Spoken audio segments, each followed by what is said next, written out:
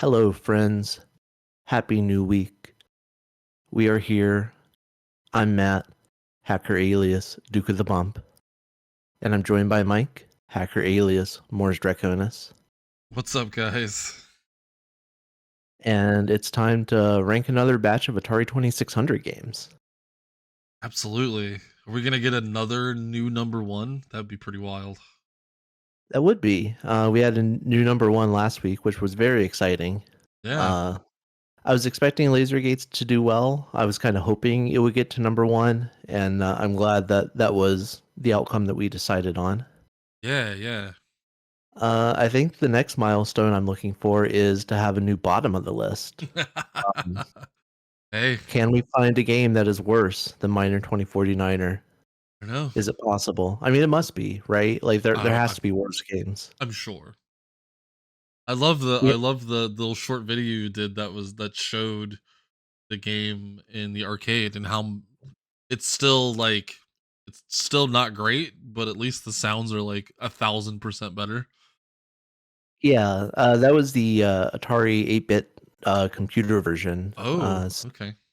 The Atari 400 and 800, and Wow. yeah, I mean, it's pretty primitive by modern standards, but for 1983, it was. I mean, that was before Super Mario Brothers. That's right. Platformers, were barely a thing. So, True. for the time, it was pretty good. And yeah, the computer line had just great sound effects, just really solid, crunchy noises. Yeah. Yeah, it definitely had way better sound effects. Yeah, and that version you could actually move. So it's that's a point in its favor. You also did one where you finally beat the first level of Alfred Challenge. Yes, that was a big pain in the ass. But I wanted to because I knew I could do it. Like I knew if I applied myself, I could memorize the stupid patterns and everything, Right. and finish that first level. And Yeah. I can't say I'm glad that I did, but I'm glad that I never have to touch that game again now. So, So how long would you say you had to how long did you think it took you to get to the point where you could consistently beat the first level? geez, probably like an hour in bits and pieces. Yeah, it was about that for me too. It was easily 30 minutes of me just Yeah. being like, God damn it, this is so stupid. This game is so dumb. Like it's not that hard. It's just memorization. Like what the fuck? Yeah. It's I mean they were going for something and they achieved it, but Yeah. that something isn't what I'm really into. Yeah, definitely not anymore. Maybe I guess that's like what people wanted in video games like that early. I don't know. I don't know. Yeah. I mean it's better than miniature golf, we can give it that. I mean, for sure. Yeah, miniature golf. Oof, boy, that Not a great time. not a great time. But But also an early game, so, true, and we have a couple other early games we're going to take a look at this week. we do. One of them is one of the original 1977 releases, so Yeah. that should be pretty exciting. We've got another batch of 6 games to look at this week, and the first one is one that you brought us, and it is called Dragster. Yeah, so I remember playing this game on the Atari and I could never figure out how to play it because it's a super simple game, but it's like at the same time it, it's like you hit a button and then some things happen and then it's like, oh, your car blew up. Yeah, Like that's what's happening to me over and over again for sure.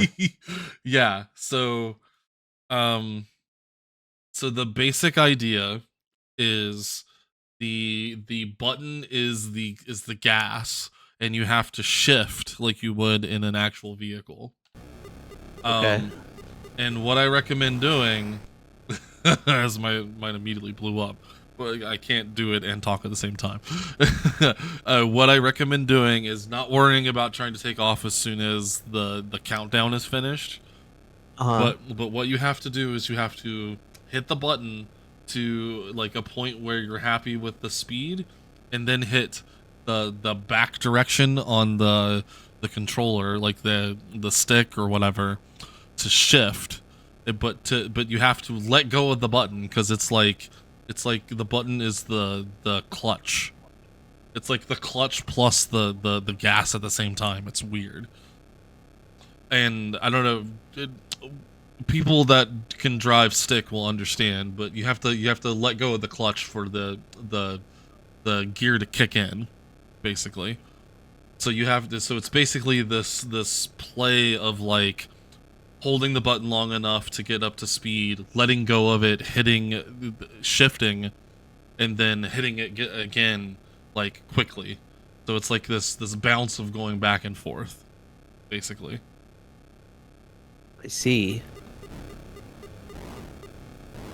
Is this meant to be a two-player game, or is the one at the bottom of the screen there doesn't seem to be doing much? It is meant to be a two-player game, but it's one of those games that, I mean, nobody really played it like that. It was just you trying to get the best score you could, like the fastest time possible. Like I just got 7 seconds, and like if you look up the game on the Atari website, there's that apparently there was like a big achievement that you could send in. Like you take a picture of it, like, you know, back in the day, and send it in, and if you got below 6 seconds, they would they'd send you like a little plaque. It was kind of cool. Yeah, so this is the first Activision game that we've played, and This is the first Activision game, yeah. that was a big thing for Activision. Was I think it was a patch, like you would sew onto a jacket or something. Oh, If yeah. you, or maybe they did a plaque for some games, but what I know is the Activision Patch Club, where you send them a picture of your screen and they send you like a patch. So I just successfully completed the race a couple times. Nice. My first score was 10 seconds, 10 point something, and my second score was 8.28. Nice. So I see. I just got a 6.41. Nice. Yeah. That's almost good enough. Almost good enough for a patch or a Almost. plaque. So if you start early, I see that kind of disqualifies you from the whole race. So Yes, it does. Yeah, if you jump early, it's just like if you would go to like a drag strip IRL. Like you have to wait for the go to be able to go, and like, you know, just try and anticipate it as quickly as possible. yeah, yeah. I never really understood drag racing as a concept, which I guess now I do. Before I was like, well, two people are just driving in a straight line. They're using the same car. Surely they would be able to go equally fast. Right. But now I see that it is more about shifting properly and not blowing your engine up. Well, ooh, I just got a 6.34. Nice. That doesn't. It's not really a thing in most actual drag races. Like there are some drag cars that do shift manually, but most of Yeah. them just do it automatically. Really? Yeah. So at that point, is it just like timing? Is it just like who hits the gas pedal the fastest? It's all about the reaction speed to the light. And well, I mean, so the thing is with cars are crazy, and you could have two of the exact same car, but they could have like different like tune up type things, or like different additive type things to them, to where they react entirely differently. Right. Okay. So it's about fine tuning your car to be as efficient as possible. Right, right. And it's also, it's like, it's crazy because it'll also be like, what's the temperature at the time that you're having to race? Like because you want your tires to be able to get as much traction as possible. That's why they do the whole burnout thing. Like that's literally Right. them just warming up the tires so they stick to the track. Ah. And so it's the whole idea of that. It's the whole idea of there's a lot of science to it apparently, which is pretty crazy. Yeah. I mean, I'm sure it had to have been more complicated than I imagined. I just didn't know in what way. Yeah.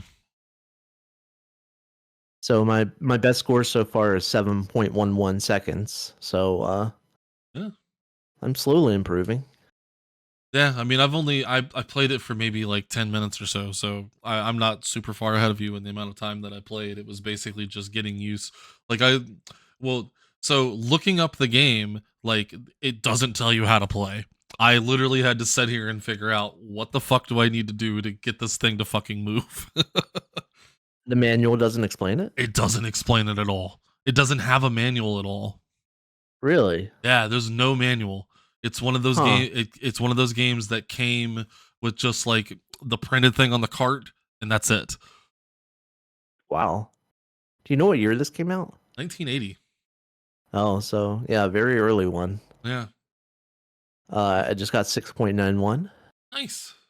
Pretty happy with that. And I'm wrong. It didn't come with a plaque. It came with a certificate.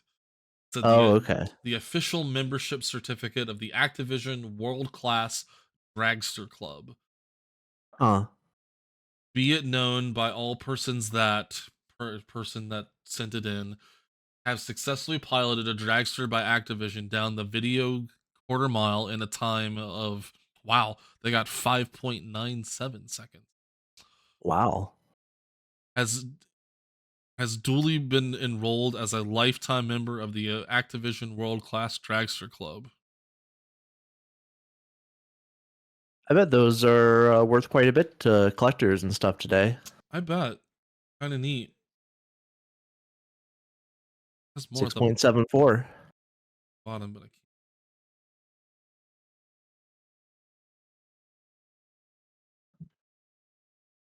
Yeah, there we go.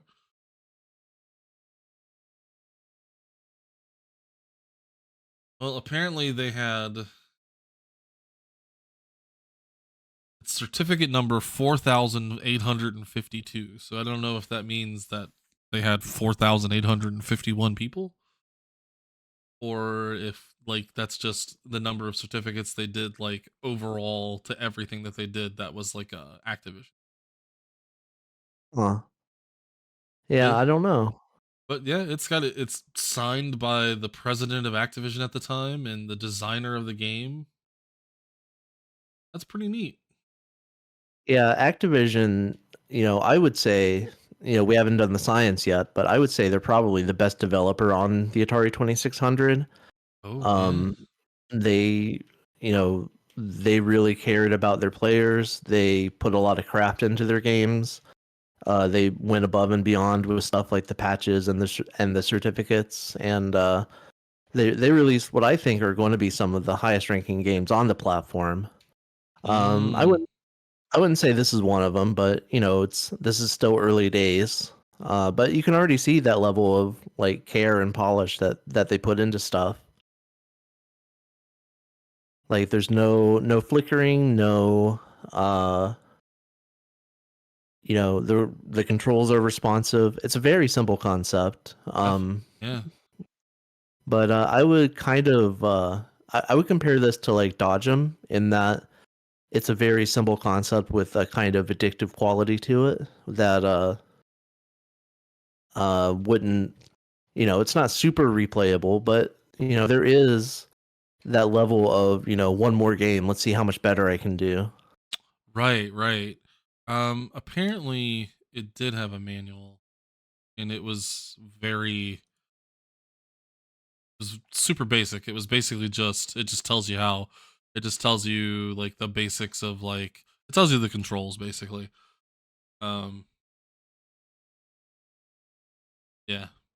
Well, I noticed that there is a second game type here. Yes. I and that's the steerable dragster, quote unquote, which apparently is just significantly more difficult.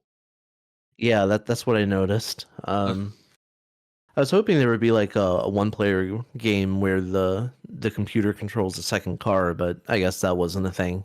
Yeah, unfortunately not.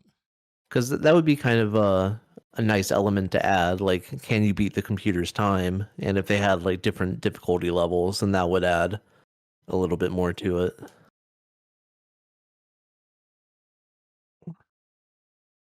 Huh. If you want to become an expert drag racer, you'll want to come in under 6.5 seconds, which I have done. I got Oh, 6.34.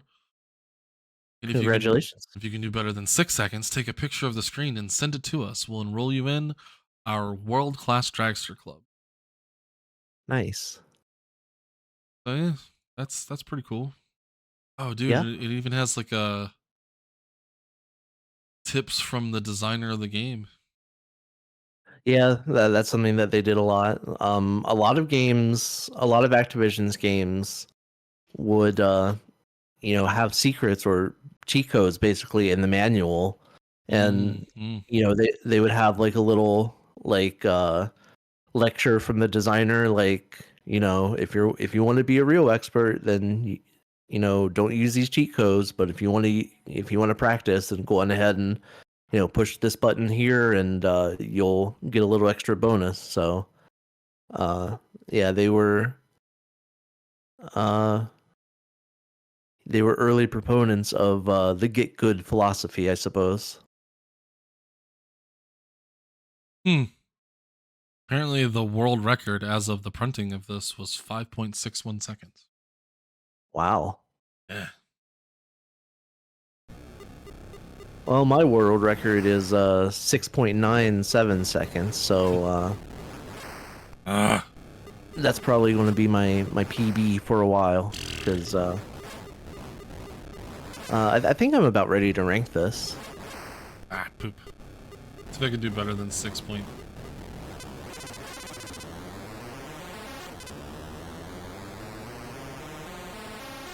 Nope. Didn't. Okay. That's 6.61. Ooh. Too bad you couldn't get 6.66. All right. So, Dragster, 1980. Yeah. Uh, hmm. You mentioned it's like Dodge 'em. Yeah. I would agree. It's very much in the same kind of area, Yeah. I think it's a little worse than Dodge 'em. probably. Um, I feel like Dodge 'em, like, the controls in Dragster are very specific, and the controls the, Mm-hmm. the controls in Dodge 'em are a little specific. Like, you have to push the direction kind of before you get to the turn, but it's still very intuitive. Mm-hmm. Like you said, if you didn't have the manual or instructions for Dragster, you wouldn't have any idea what to do. You Yes, would you would not at just all. blow up over and over again. Yes, which is exactly what I did every time I ever loaded this game, like in an emulator, just randomly, and been like, "What's Yeah, Dragster again? Oh, right, it's this game. I have no idea what I'm doing. Fuck this game," and went to play something else. right. Which I don't necessarily think we should hold that against it, Well, because no, no. I mean, um, all of these games are meant to have the manual in front of you. yeah, and the manuals are widely available online, so Right. anyone who wants to learn how to play Dragster can. Um, And most of them at the time when they were made, they put like the most important parts of the manual on the fucking cart too. So, right. you know. Yeah. Um, So I would say it's somewhere between Stargunner and Spider-Man personally. uh, yeah, You think it's worse than out? man. You think Alfred Challenge is better? No, Okay. no. Okay. Hmm. Yeah, I'm kind of debating with myself whether it's worse than Spider-Man or not. Uh, Mm. Oh, I mean but that was where I was going to suggest we start. Do we think it's better or worse than Spider-Man? yeah, I like Spider-Man better personally. Okay. Scientifically, I'm not sure because Spider-Man also has kind of messed up controls, and Right. that's another game that I mean, they both kind of have a similar frustration where if you don't, if you don't pick up the controls, like even if you know what to do with Right. Dragster, it's still very easy to just blow up your car over and over again. Right. And with Spider-Man, it's very easy to just fall to the bottom over and over again. Sure. Um, I mean, I think, I will say Spider-Man is definitely more forgiving in the fact that you have multiple lives and you can catch yourself and things like that. Um, yeah, whereas this game is literally you blow up and the only thing, it's be one of those games where you wouldn't be able to sit back from the console. Like you would have to be like on top of it to reset it every time you fuck up, right, which would be really annoying. yeah, and um, I think I was prepared to probably put it below Gauntlet and above Spider-Man, but I think I agree. I think it goes below Spider-Man.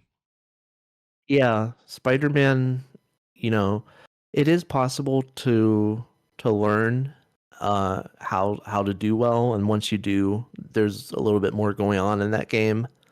Yeah, It I mean, in general, it's just there's more going on in that game.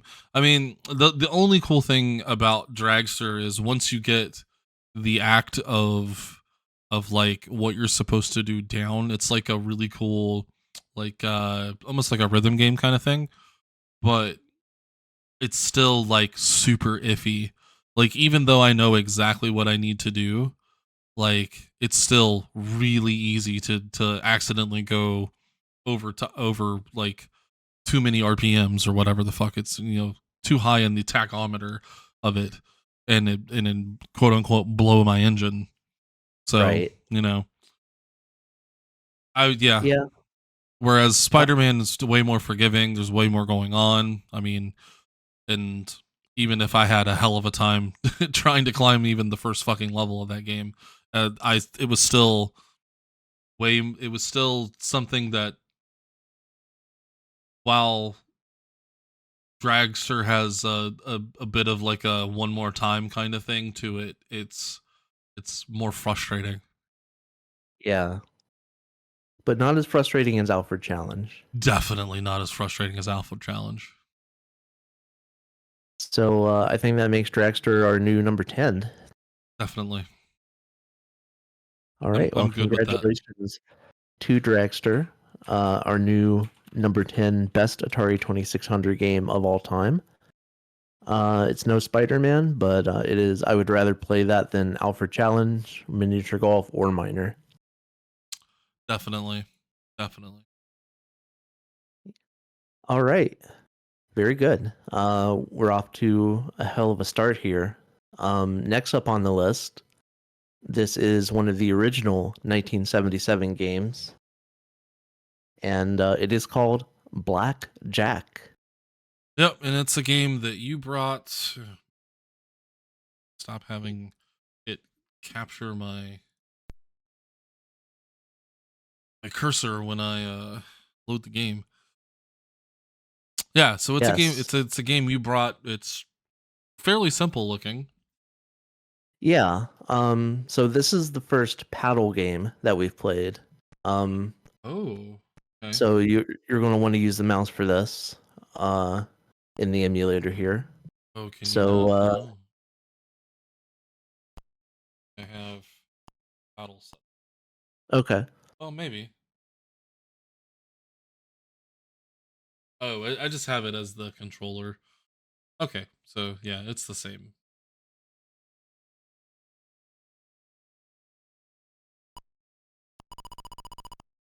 Yeah, I won. Look at that. So yeah, when you start the game here, you just press the game reset button to start a one-player game, and the first thing you do is choose how much you want to bet. I just got a blackjack in the first hand, which is very exciting. You start with 200 fun bucks, and you can bet between 1 and 25. Uh, I never another blackjack. Aw, the computer got a Wow, blackjack cheater. I'm hacking. So I never really understood the point in games like this of betting less than the maximum amount every time. Um, Agreed. all right, so I have 18. If you don't know the rules of blackjack, you try to get as close to the number 21 without going over. The dealer uh, is also trying to do that, and I have 18 here, so I'm going to stay.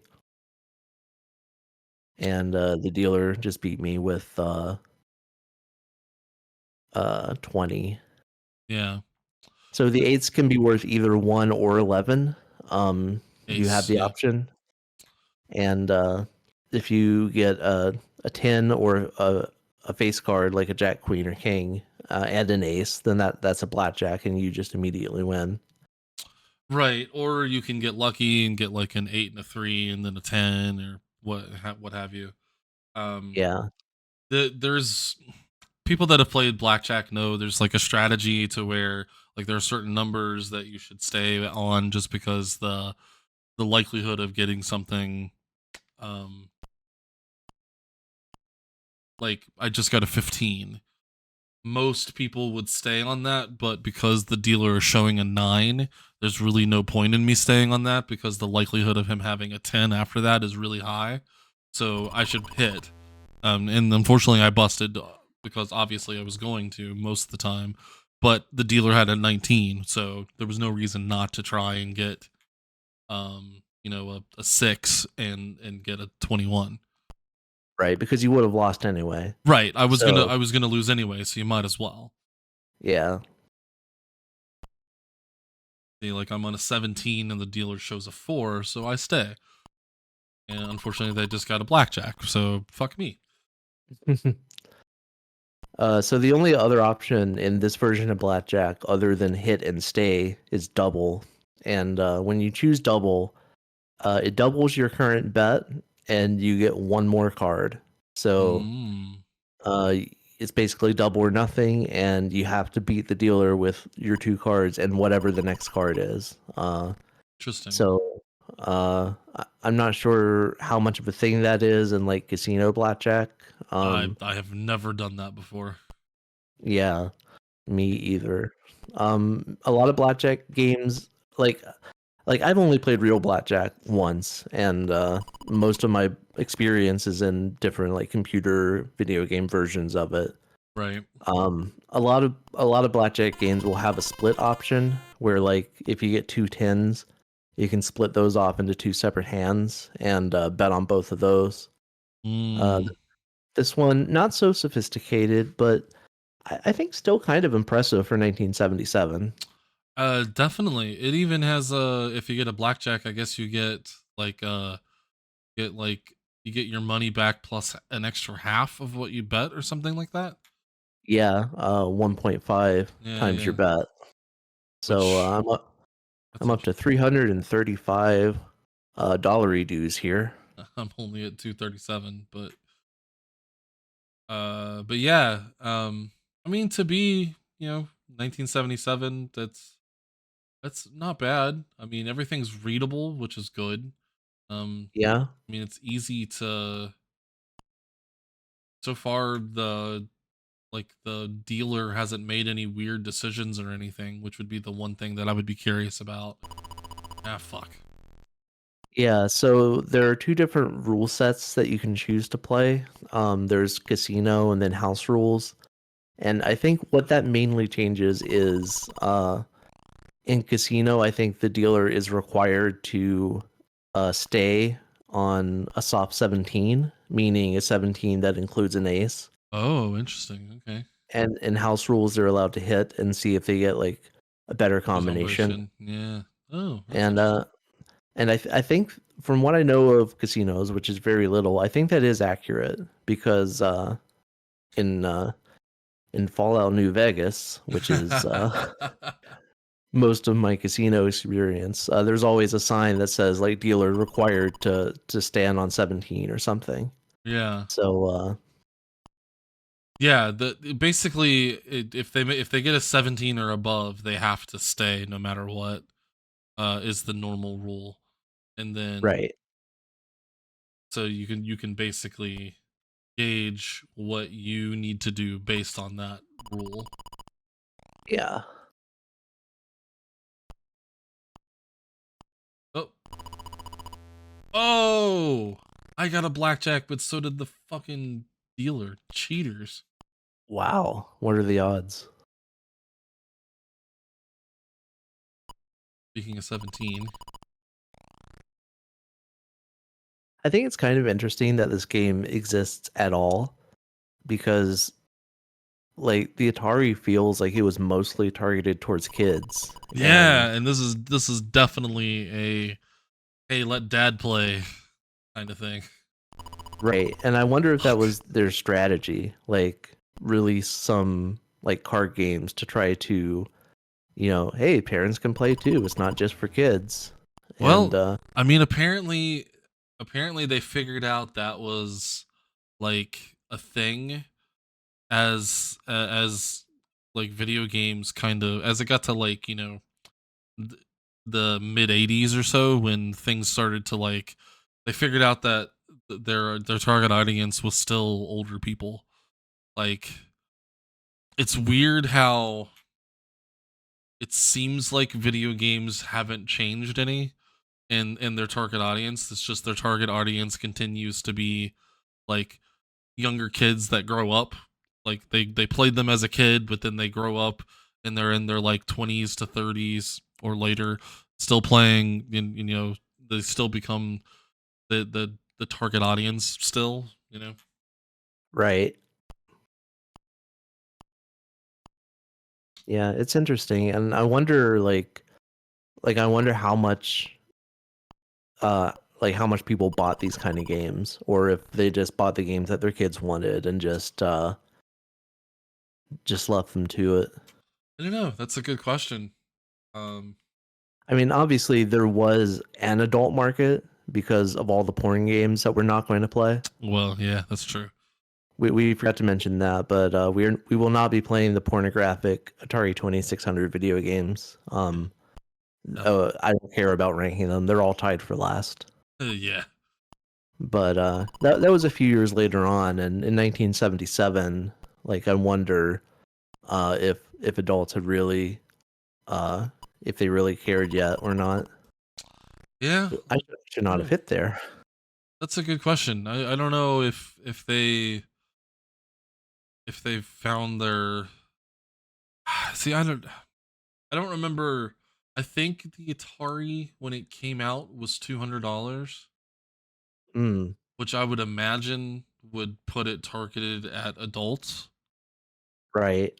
But that didn't stop. I mean, that didn't stop the Nintendo from when it came out being $200 as well. Yeah. I don't know.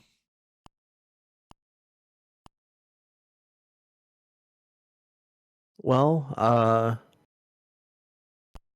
Ooh, that was a terrible. Oh, I won! Look at that. exciting. I thought I made a terrible decision, but I literally won by one. Nice. Yeah, I'm ready to rate whenever. At this point, let's see. Yeah, there's not a lot that you can say about blackjack.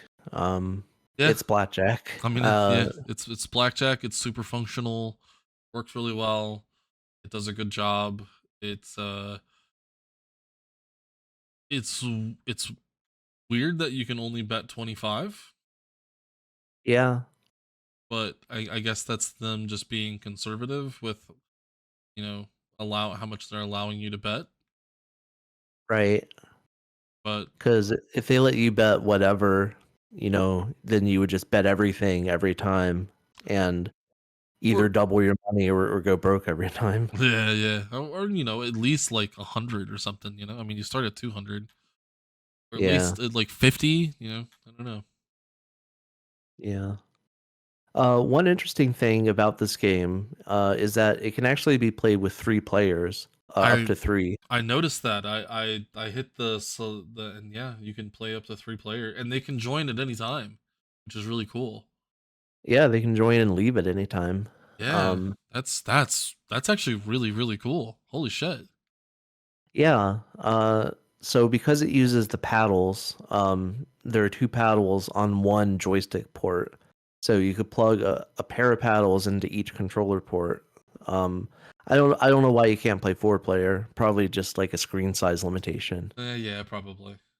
Um, but I mean, m most uh most games at the time, up until relatively recently, could only support a maximum of two players.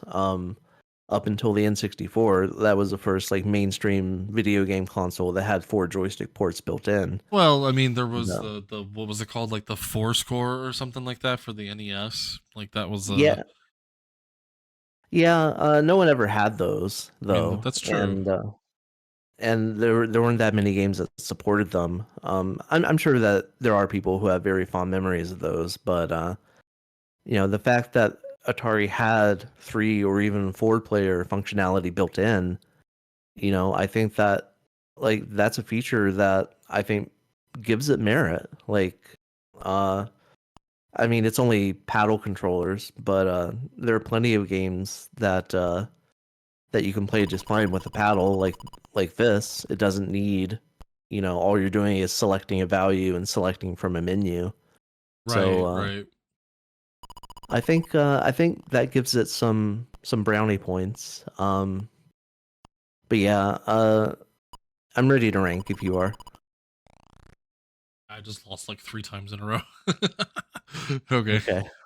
Well, I won $106, so I'm going to quit while I'm ahead. Yep, that's what I would always do when gambling.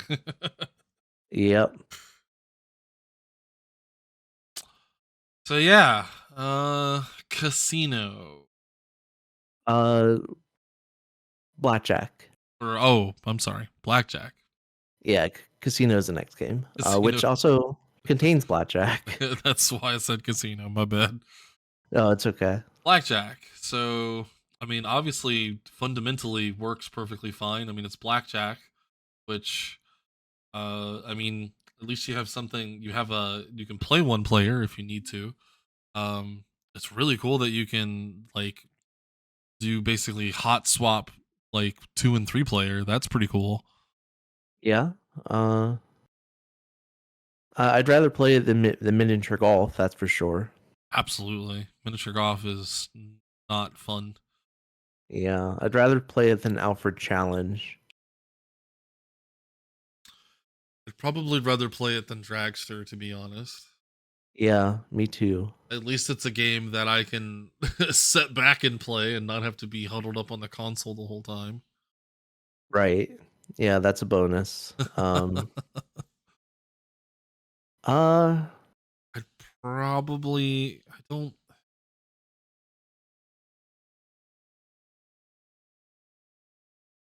I don't know. Ranking it against a game like Spider-Man is really it, difficult. it is really difficult. That's where the science of this comes into play though. Right. So, scientifically speaking, um, I think I would get bored by Blackjack faster than I would get bored by Spider-Man. For sure. I mean, we just sat and played it for 10 minutes and I kind of got bored of it already. Oh yeah, I would just zoning out and hitting on 19 and shit. Yeah, yeah. Yeah. Um, Yeah. I'd say it is once again our new number 10. yeah, I think so. Yeah, that makes sense to me. I'd rather play it than Dragster. I would rather play Spider-Man than Blackjack. Yeah. So, congratulations to Blackjack, spelled as two separate words on the box for some reason. Yeah, I don't know why. But yeah. Yeah, that was the style at the time. You play Blackjack on your Atari 2600 and you wear an onion on your belt. Uh, so congratulations to Blackjack, our new number 10 best Atari 2600 game of all time. Nice. Very nice. A worthy spot. Yeah. And so our first 1977 game did relatively well. Not the worst Atari 2600 game of all time. Definitely not. Yeah, I mean, to be one of the very first games. Did the Atari come packed in with all of those games? I d- Uh, that I think I think there were different sets you could buy. Were there? Like I think there was like a deluxe set that came with two joysticks, two paddles, and a bunch of games. Um, I don't know. I don't think all six or all of the original 77 games were packed in. I don't know which ones were. Hmm. It might have just been combat, I think. Uh, Oh, you're right. I think it might have just been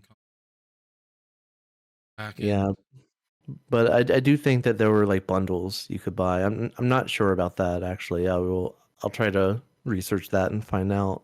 Hmm. But our next game is one that you brought, and it is another casino game, Um, appropriately called Casino. yep. So this is an Atari game, an Atari manufacturer game. It was also one of those games that was released by Sears. Sears had like their own set of these like exact same games. They were just called something different. Um, Right. Sears called it Poker Plus. Okay, because it includes poker plus some other games. That makes sense. Indeed.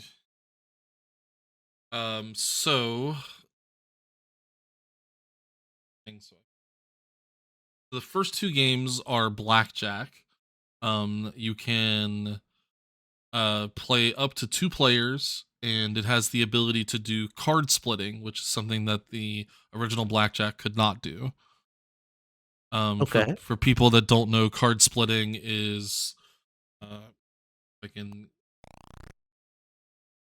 also you start with 1,000 and you can bet up to 200. Okay. So already some improvements over the original blackjack. Oh, the first thing I do is get a blackjack. So my two options here, I just pressed, game reset on the first game type. I just got two blackjacks in a row. What the hell? Nice. So my options are pass and INSR. I Do you know just what that means? insurance. I Oh, I just got three blackjacks in a row. You can do insurance when the dealer shows an ace. Uh, oh, if you do insurance, basically what it does is if they get a blackjack, you don't lose. You basically okay, you break even and get your money back. okay. I literally just got three blackjacks in a row. Nice. You have been That's blessed by RNGesus today. Yeah. So you have the same options as before. You can do double, you can stay, you can do hit.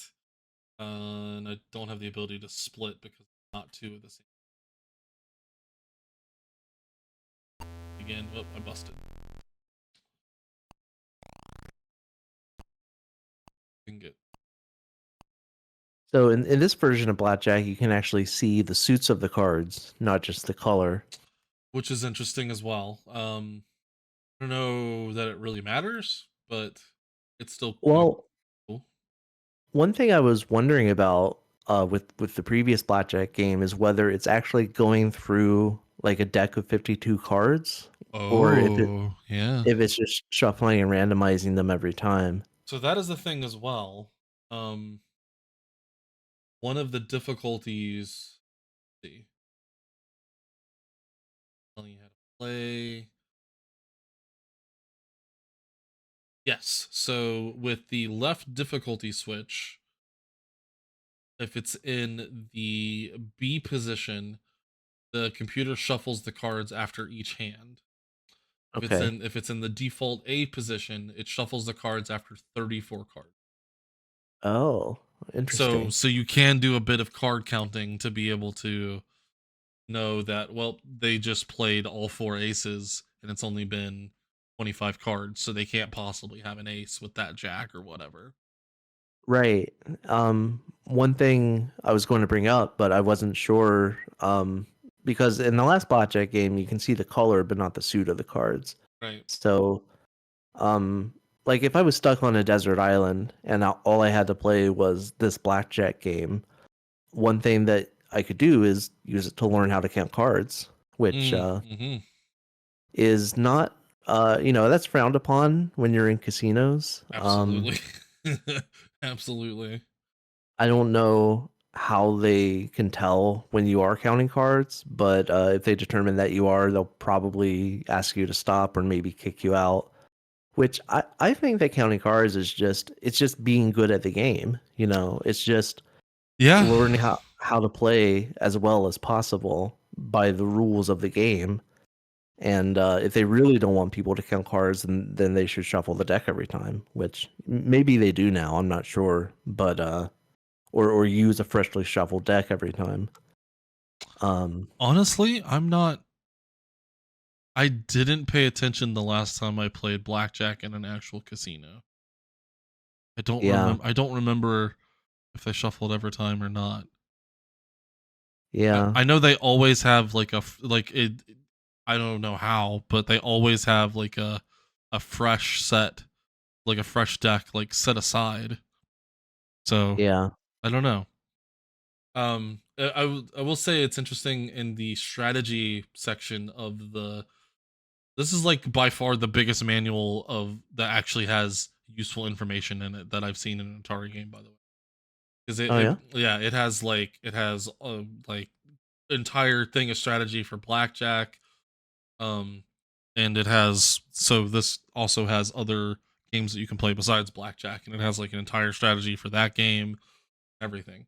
Um, but it actually says that the accepted blackjack strategy is to stay on an 18, 19, or 20, Oh, which I would highly disagree with. But that's well, it depends on what the dealer has. right, exactly, Like I would stand on a 17 if the dealer is showing like a 4 or something. right, right. But if they have a 10 or an ace showing, then yeah, I would probably hit because I'm probably going to lose anyway.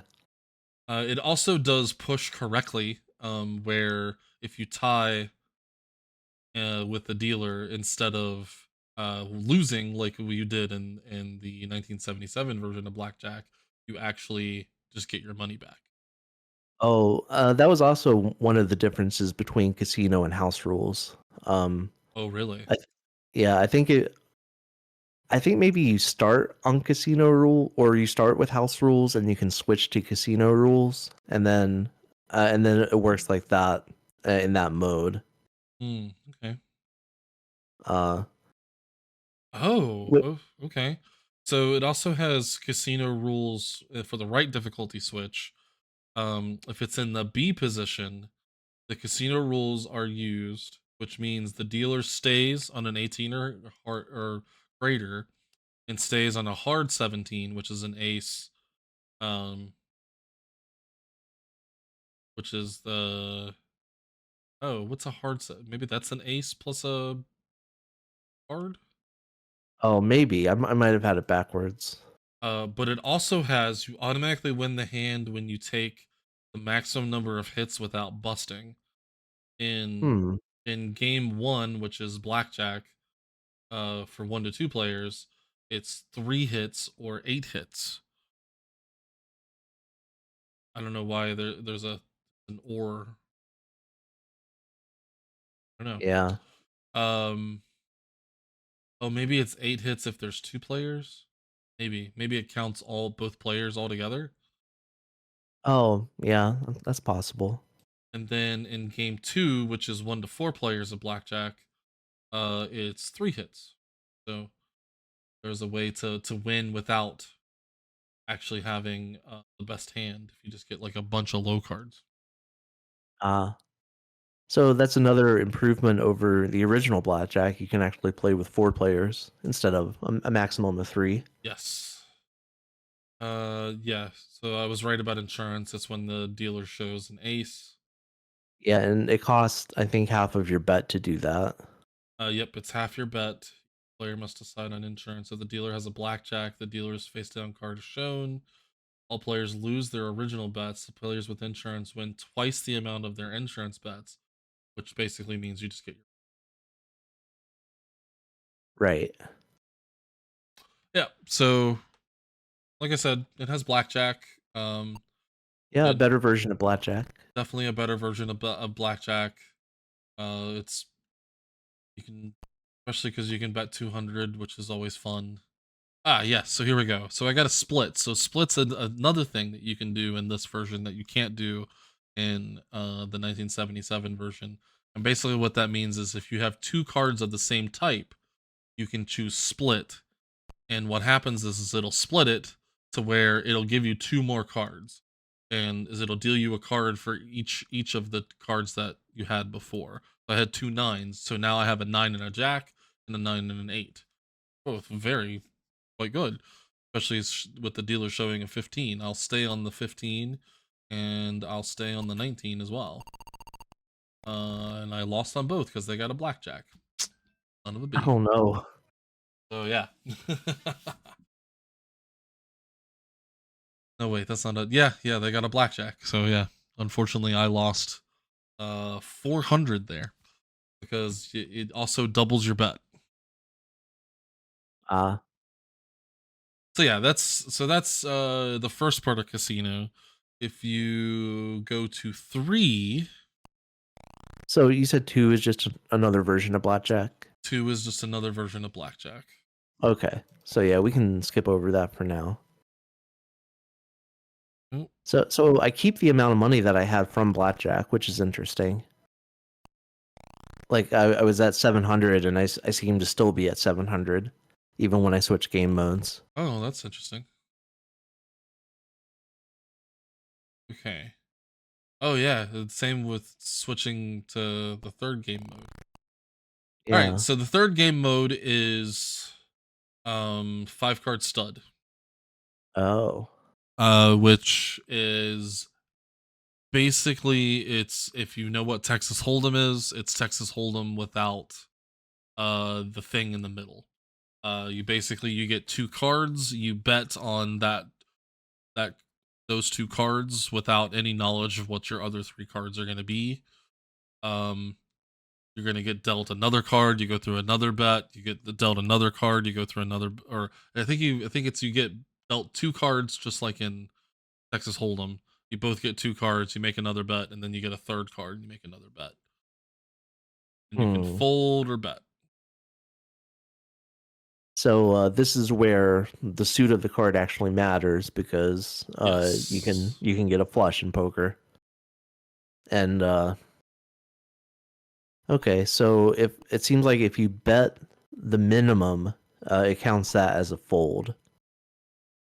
Oh, I was wrong. You bet 3 times. Oh, You get one, one, and one. So I got absolutely nothing. But it's interesting that you can see that they have absolutely nothing. right. And so sometimes you can win just because your nothing is slightly better than their nothing. Yeah, like I had a pair of eights and they had nothing. They had an ace high. Right. So yeah, you can start with what the bet's gonna be. Like you can make it 10. You can basically raise it by 10. You worried about betting too much. Right. So I just had a hand where uh me and the computer had the exact same hand for the most part. Like we both had a pair of fours, we both had nine high. Our next high card was an eight, both of us. And then the computer had a three and I had a two. Oh wow. So I lost Holy because cow, that is a wild hand. yeah, their three beat my two. Go figure. So yeah, I guess it's the idea of like you look at what you have compared to what they have. I guess you would want to maximize what you're gonna bet like within that. You get to 3 cards and you can go, well, I have a pair of twos or whatever, and they don't have anything. So I would bet Right. more because then, you know, huh, interesting. Yeah, I have absolutely 2, 4, 5. Got a pair of threes at the very end. Nice.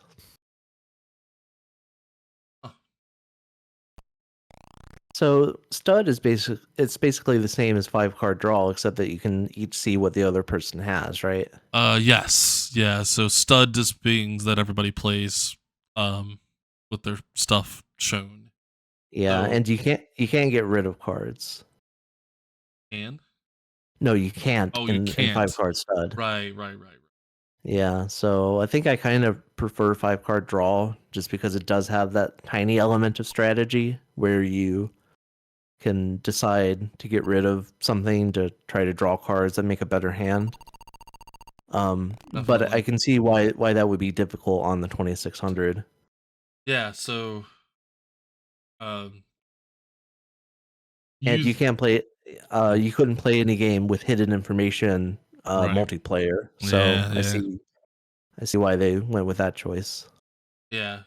Um, so speaking of the strategy of like being able to look at their cards and go from there, I for one accidentally bet 50 to start with, but then I immediately pulled a pair and they didn't have anything. So I was just like, I'll just bet maximum from there and ended up winning with a pair of fives and was able to bet like 400 at the end and like get a shit ton of dollar dues. Told him. Nice.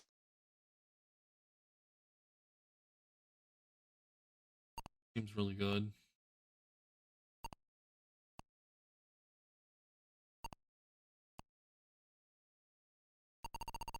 Yeah, again, I had an ace high and was able to win with that. So definitely, it's an interesting way of playing poker. But I agree, this is definitely not my preferred way of playing. Yeah. Um I mean obviously today Texas Hold'em is kind of taken over as like the de facto way to It, play poker. and it is really basically the de facto way to play poker, just because it has the most strategy. It has the most um like ways of like looking at hands percentage wise and being able to like really um make use of poker knowledge the best. Right. Um, so yeah, so it has that, and then the last, if you go to 4, it has what it calls what exactly?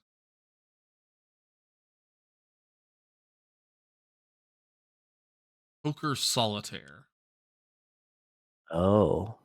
So with the paddle, it's gonna have like a highlight thing, right? Where you can highlight anywhere on the screen, Mhm. and then it has a card at the very top. So what it's wanting you to do is wanting you to decide where you're going to put the card. And if you like roll through, you'll see there's like 5. So there's 5 rows, it's 25 cards total. It's 5 rows of 5. And the idea is you're trying to make the best 12 poker hands you can out of those rows of cards. Oh. Yeah, so you're making poker hands out of across and down, I think is what it was. Yeah, from the 5 columns and the 5 rows and 2 diagonals. Yeah, so from the corner diagonals as well. Okay. So that would be like 27 hands, right? Because it's 5 by 5, Well, and then the two. that would be if you're going backwards as well. But it's Oh, it's just the columns, it's the columns from the left to right, and then or the rows from the left to right, and then the columns from up to down, and then the okay, and then it's like diagonal from the left to down, and then the diagonal from the right to down. right. Oh, geez, this is hard. Yeah, it's can't put any cards on top of each other, and yeah, it's not easy.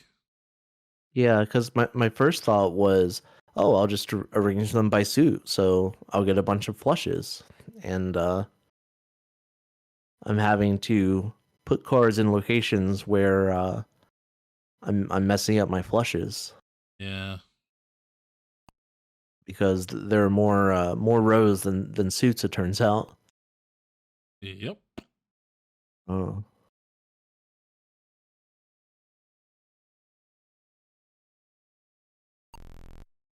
Oop, get there.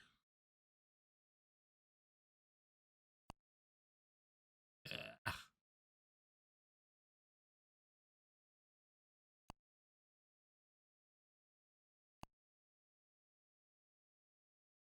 180 points. I have no idea how good that is. I think I have a feeling it's probably terrible. Trying to get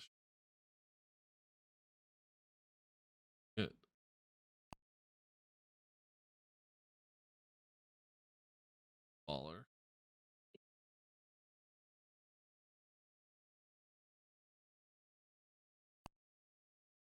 Ugh.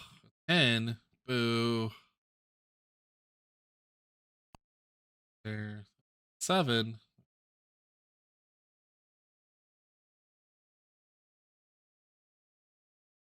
There. Son of a B. Another 8. Oh man. At 250. Congrats. So, and it has what scores you get based on um like a pair is worth 2 points, two pairs is or 10 points, excuse me. Two pair is 30 points, a flush is 50 points, three of a kind is 60, full house is 100, straight is 120, four of a kind is 160, straight flush is 300, then a royal flush ace high is 500. So, and the maximum number of points that you can get are 3,300, Wow. which is four royal flushes, four fours of a kind, two straights, one straight flush. Like literally perfect hands. Yeah, that seems pretty unlikely. Yeah. So yeah, I mean that's kind of a cool little game. I've never seen solitaire like that before. So I mean that's kind of cool. Yeah, me either. Um, I mean, if we're talking about desert island games, I feel like this wouldn't be a bad one to have because, like, just the poker solitaire mode alone, I think you could spend a long time trying to come up with good strategies and trying to get the best possible score. Sure. Um, I'm not really playing that well right now because I'm talking and trying to have a conversation about it at the same time. Right, right. So I'm just kind of placing stuff willy nilly. Um, but if it was my only option, I could see myself, trying to figure it out. And I think for the 2600, the control method actually works quite well. Um, you're just spinning the paddle left and right, and when it gets to the end of the row, it wraps around to the next one, which is a lot faster than if you use the joystick for this. Yeah, unfortunately where I have it set up analog stick controller, it's not super great, but that's just because I being lazy and I'm surprised it wasn't set up with the mouse by default. I thought that's how Stella did it. it may be just that I'm also set up to where I have an analog stick to use that as well. Yeah, could be. But I couldn't get the mouse. Uh, Yeah, word. the settings. Well, and the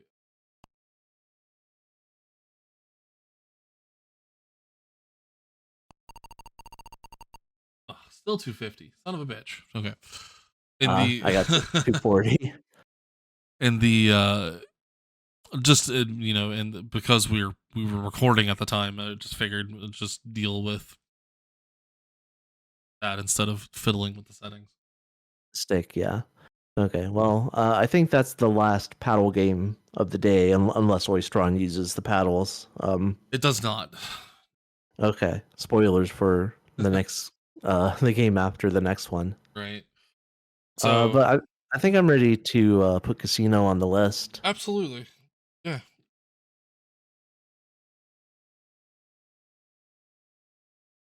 So right off the bat, it's better than Blackjack. It is definitely better than Blackjack. It is a far superior version of that game. As you would Yeah, expect from a game from 1980 instead of 1977. yes, and in addition to a better version of Blackjack, it also includes two other games. It does. And it does both of those games pretty well. I mean, unfortunately one of them isn't very fun just because it's a inferior version of poker, but I mean Yeah, it's still a very workable version of poker. yeah, I bet it would be more fun with more players. Probably. I actually meant to look to see if you I don't know if you can play multiplayer that particular game. Oh, But really? oh yes you can. You can play up to 3 players. Okay. Yeah, three players plus the dealer. That makes sense. Yeah. And Poker Solitaire, it's a game with some depth to it. Um, it's it's a thinking person's game. It's Yeah. I mean just like well, I guess solitaire like normal solitaire isn't very much that. It's more of a I mean, there's a bit of strategy to it, but it's also a lot of like how the cards just fall. Whereas that game is very much a strategy game, yeah, which is pretty cool. it reminds me of like a free cell kind of game, Ooh, which yeah, yeah. I never figured out how to play free cell. Um, I figure I could if I wanted to. If it was the only game I had, I could learn it. And if Poker Solitaire was the only game I had, I could probably learn how to play well. Yeah. Um, so I think that gives it some merit. The fact that you can play up to four players is cool. Yeah. Well, with Blackjack. Yeah. Um, so I think I would take this over Spider-Man. Yeah, I think it's in the probably like somewhere in the range of real sports football to Star Gunner range, depending on Yeah, I was going to say I think it's better than Gauntlet. yeah, it's definitely better than Um, Gauntlet. yeah, I think it's a little better than Stargunner. Um, it has Star more staying power. yeah, Star Gunner is just so repetitive, man. It's so like Yeah, it's pretty much there strictly on the sound the controls are super tight and the sound effects aren't the most are you know are decent for Atari basically, right. but Uh, otherwise it is very much just your standard arcade game that wants you to put quarters in it to see how much of a high score you can get. yeah, and even by those standards, it's still pretty simple. It's pretty simple. So yeah, I think I'd take Casino over Stargunner for sure. Hmm. Is Casino better than Dodgem?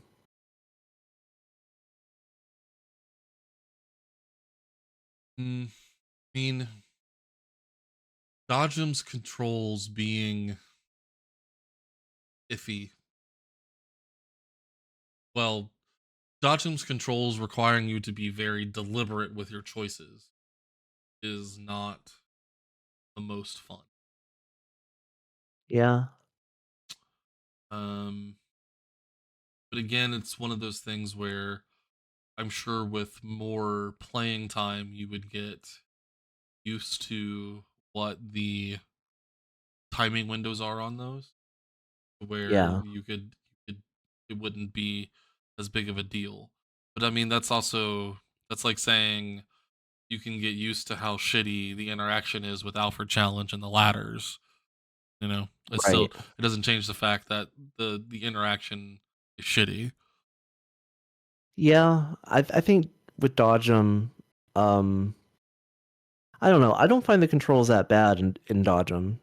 You can sort of like you can press the direction you're going to want to move before you get to the turn, Yeah, and then you just move as soon as you get there.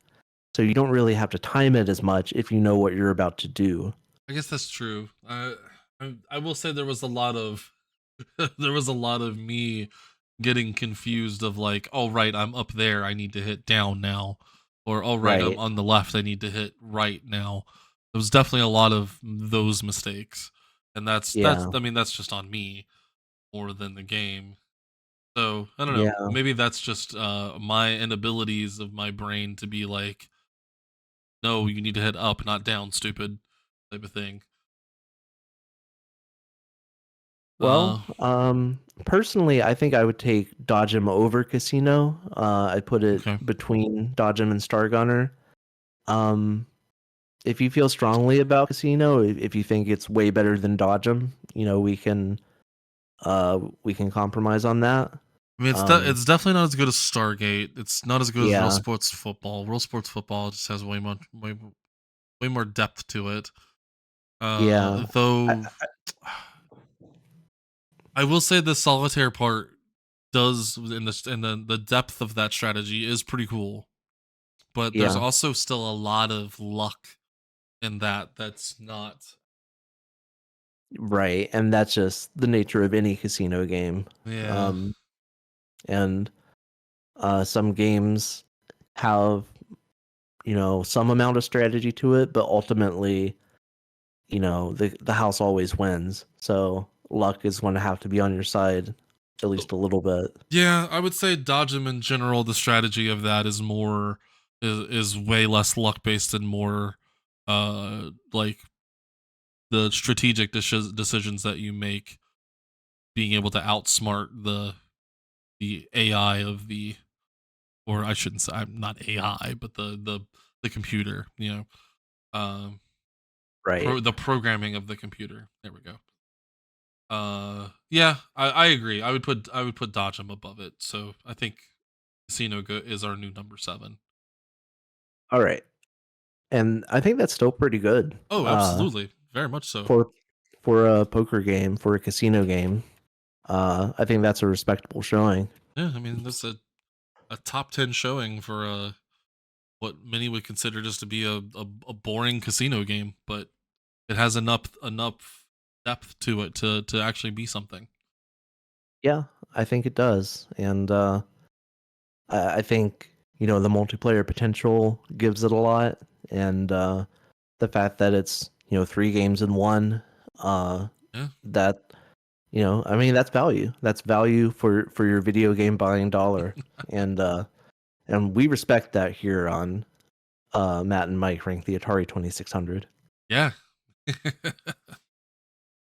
All right. So next up is a game that you were bringing called Coco Nuts. Yes. Also like blackjack, spelled as 2 separate words. Because it's has coconuts in it and it's nuts. So this game comes to us from Telesys, which is the company that brought us Stargate, or not Oh, Stargate, Star Gunner. our gunner. Okay. Yeah. And you may notice a similarity uh, between this game and Star Gunner as far as complexity is concerned. Really? Yeah. So this game has 3 rules. Okay. Rule number 1, walk left and right. Yep. Rule number 2, don't get hit by coconuts. Don't get hit by coconut. Okay. Yes. Rule number 3, if the monkey stops throwing coconuts, press the button to make the monkey start throwing coconuts. Okay. And that is all there is to it. You have an umbrella and a hat to protect you from coconuts. The first time you get hit, you lose the umbrella. The second time you get hit, you lose your hat. The third time you get hit, that's it. That's game over. I was gonna say, you said the third rule seems pretty important because the monkey wasn't throwing anything, and I was like, boy, this seems really easy. Yeah. Yeah, I mean, if you don't care about points, you can just walk back and forth forever, and the monkey will just, sit up in the tree chilling. I'm curious what you. Oh wow. Oh, it gets pretty fast. Yeah, at some point, it does start to speed up. So, are you still using the D-pad on your controller for this? Yes, my controller that I use for recording purposes only has a D-pad. So, other than the mouse for paddle games, the D-pad is how I play pretty much every game. So I'm curious what your thoughts are of the controls for this game. I think they're relatively tight. I feel like they're pretty responsive. I can move left when I want to and move right when I want to. There is a tiny bit of delay because of the animation cycle with the walking. Oh, poop. Got 675. Nice. Every 500 points, if you have lost some of your protective gear, you get a piece of it back. So your hat or your umbrella.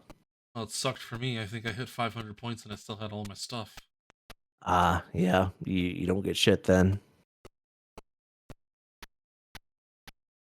What? I mean, I get that they're coconuts, but boy, do they just look like the monkeys.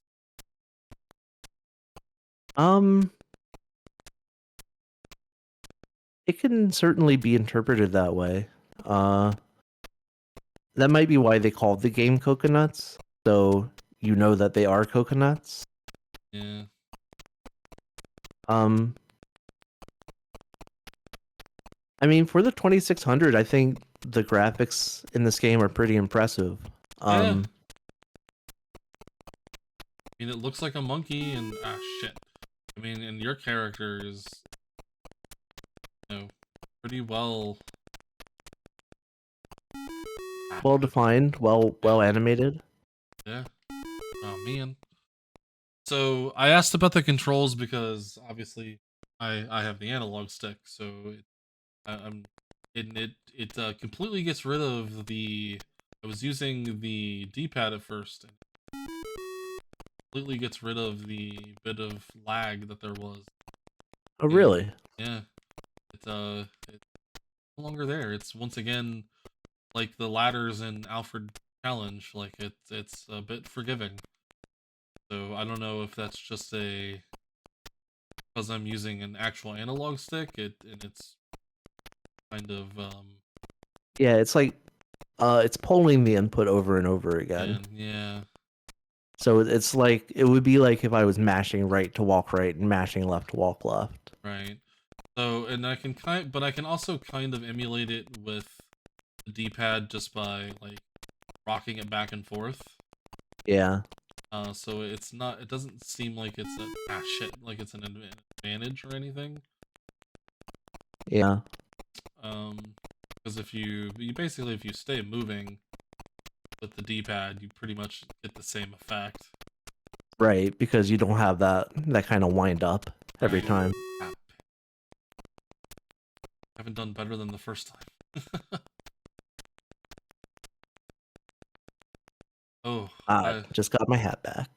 I will say, boy, the beginning of this game is just so boring. Yeah. I'm just like, just get to the fast part already, Jesus. Yeah. It would be nice if you could skip the slow part. Yeah.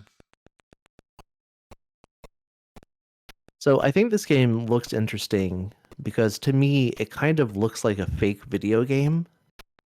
Yeah. And what it reminds me of is on episodes of The Simpsons from the 90s, whenever you see Bart playing an arcade game, it's always these really huge sprites with big chunky pixels and not many colors, which was very evocative of video games. But arcade games of the time didn't really look like that. Um, Oh I mean, yeah. it worked for the show. You know, it got across what they were trying to get across. But you know, it always had a look that wasn't really matched in any real video games. And I feel like this kind of has that look, like big cartoonish, chunky sprites that you usually don't see because this being a very simple game, the sprites don't have to do much. So you can make them kind of big and I think that's kind of neat. I think it's a look that you don't really see in other real video games. I would agree, and I totally get exactly what you're talking about with that, with the reference to The Simpsons.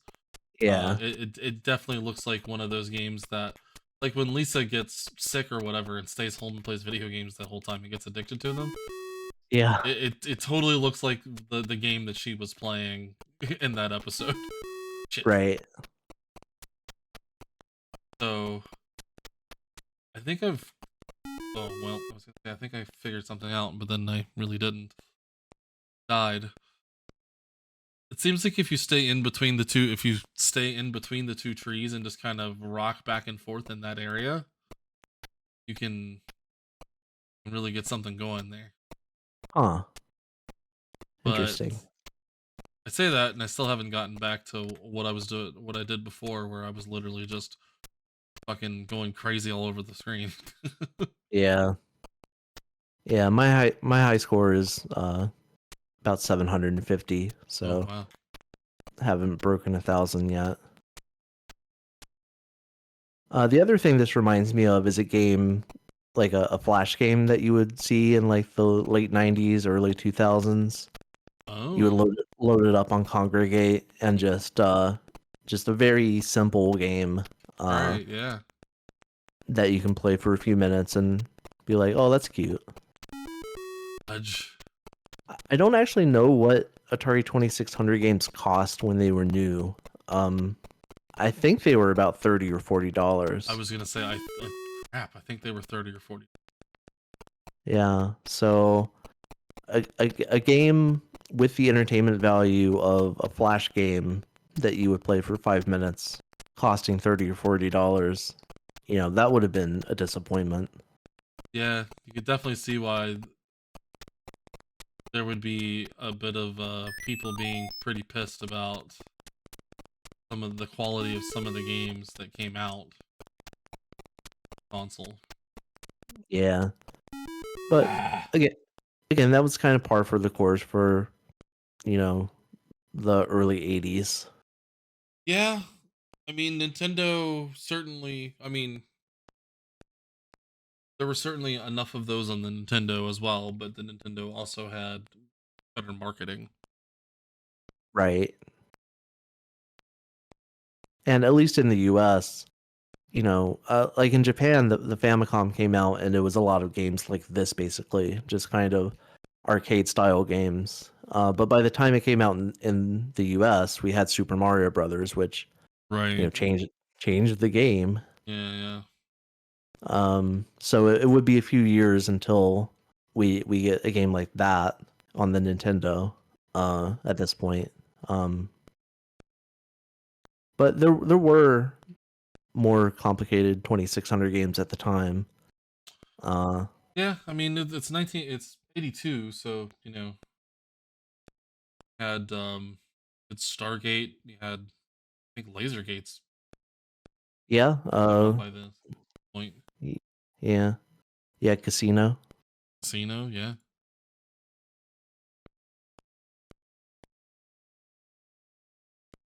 I think that was 82, maybe 83.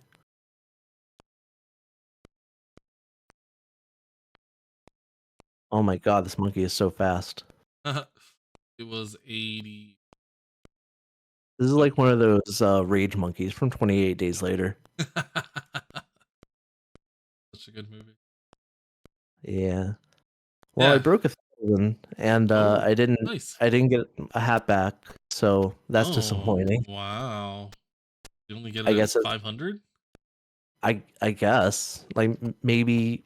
Well, I was going to say maybe at 1,500, but my game is over at 1460. So Oh, I'll never know. wow. Yeah.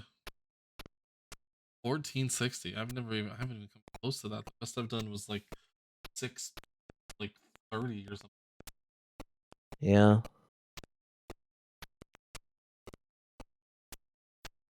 Yeah, with a little practice, you can get okay at dodging those faster patterns.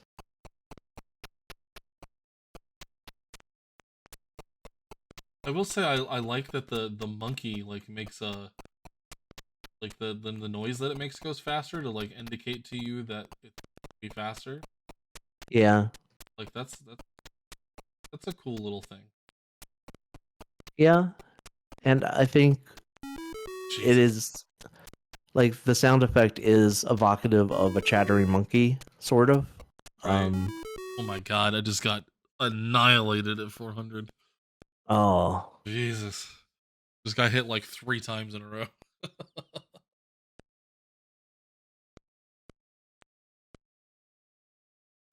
I am not very good at those kind of games. Yeah, me either. I just, I played a little bit more in advance for preparation, so I've had a little bit more practice, and that's really all it is. It's just practice, and eventually you get that muscle memory. Right.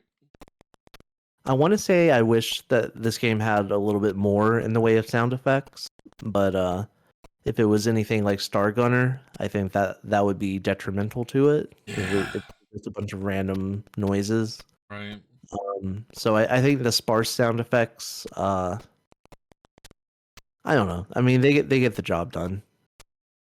For sure. Yeah.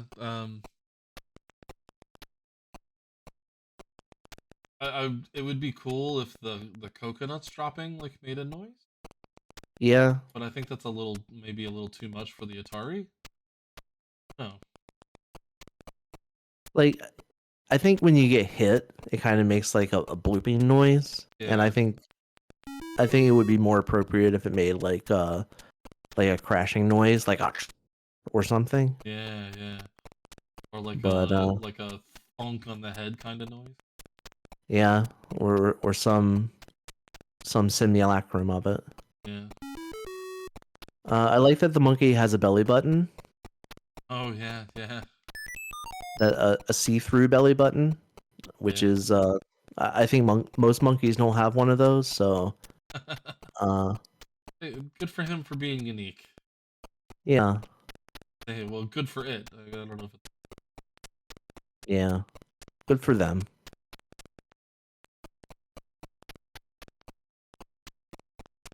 best I've done. So poop 800.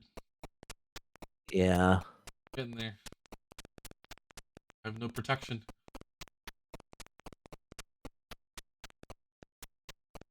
Oh, I ran into it. No. Oh, that's pretty good. That's a respectable. I will go out with that score. So, you ready to rank? Yep. Let's do it. All right. All right, Coco Nuts. Coco crazy. I'm cuckoo for Coco Nuts. So I'd rather play this than Miner 2049er. For sure. I I would. think I'd rather play the miniature golf. Yeah. Definitely more fun than Alfred Challenge. Uh, Ooh, really? Wow. no, you're probably right. Um, I don't know. Now that I finished that first level of Alfred Challenge, You I feel wanna like I feel like a badass. you wanna go back and try for level 2? Nah, nah, I'm good. Yeah, it's better than Elfrin Challenge. Um, and the reason I think that is because I also think it's better than Dragster. Yeah, Um, same. I mm, yeah, I'd say it's probably better than Blackjack as well. yeah, I think it stops there though. I don't think it's better than Spider-Man. yeah, I would agree with that. Um, Spider-Man, it's hard to get a handle on, but there's a lot more to it. Uh, there is uh, there's a complexity to it that Coco Nuts just doesn't have. Um, yeah, I think Coco Nuts is our new number 11. I'm not gonna lie, I almost feel bad that Gauntlet's above Spider-Man, Yeah, uh, hmm, but science put it where science put it. yeah, like I mean, it was peer reviewed, so Yeah, uh, yeah, and I mean, I think just as far as like how much control you have over your character, that kind of checks out. Um, yeah. because Spider-Man, it's really fiddly. It is. It is really, and it's the amount of times that I felt like I I hit what I needed to hit with the with Spider-Man's web, and it said, "Nah, you missed." Was Yeah, pretty frustrating. yeah. Like Gauntlet has too much shit that you have to dodge, but you can sort of you have some level of control over it. Yeah, yeah.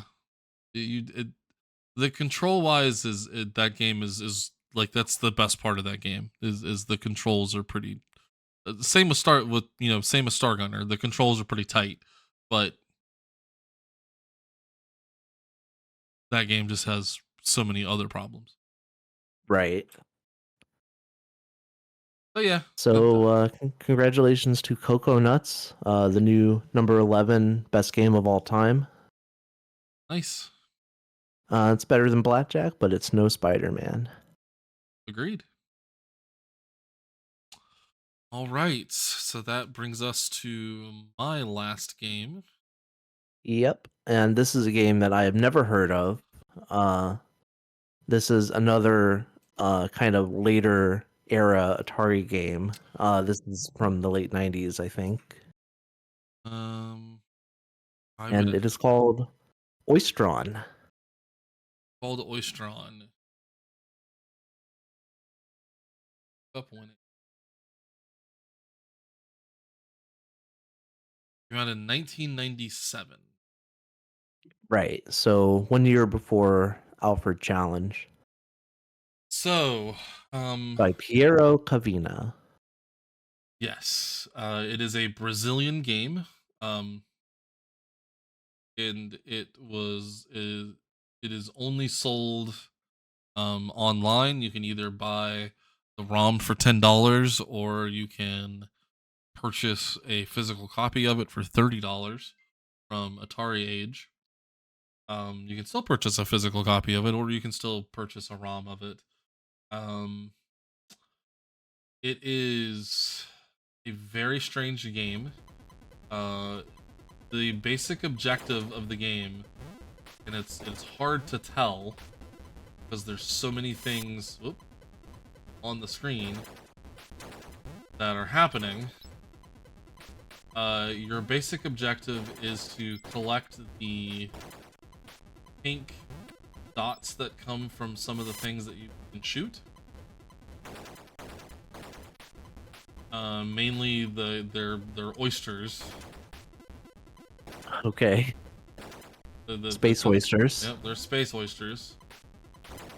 Um, you collect them and you're to make a horizontal. God, be able to do anything about those? Terrible. Uh, can't run into anything. Of course. But you make a line of 7 of them and get points. Like maybe it's 8. I think it's 8. Oh, I see. So basically, you're trying to make a line from one of the dotted lines to the other. Right. Ah, son of a. Able to do it. And that's basically the game. There are other things that will come and steal your dots, and they can be as bad as just stealing one of them, or as terrible as stealing all of them.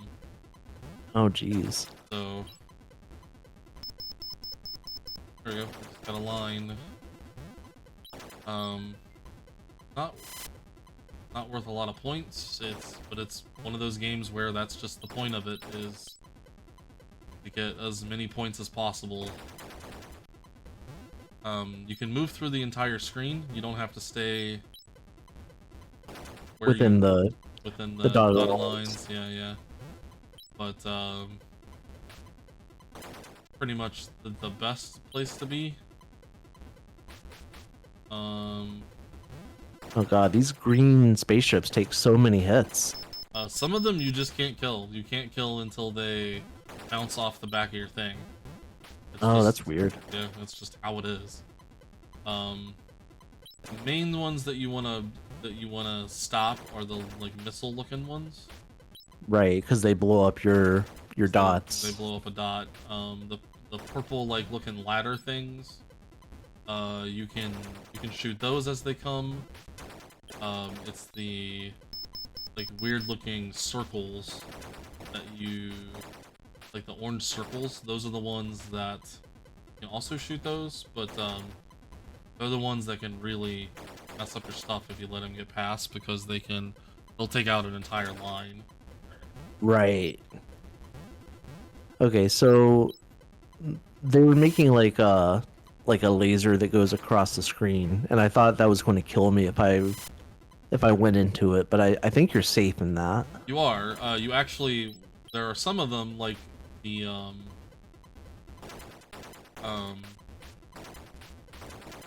there was the ones that you tried to shoot that you couldn't kill. Right. The like weird looking, the green ones. Yeah, and so they have a shield in the front, but you can hit from behind. Correct. Okay.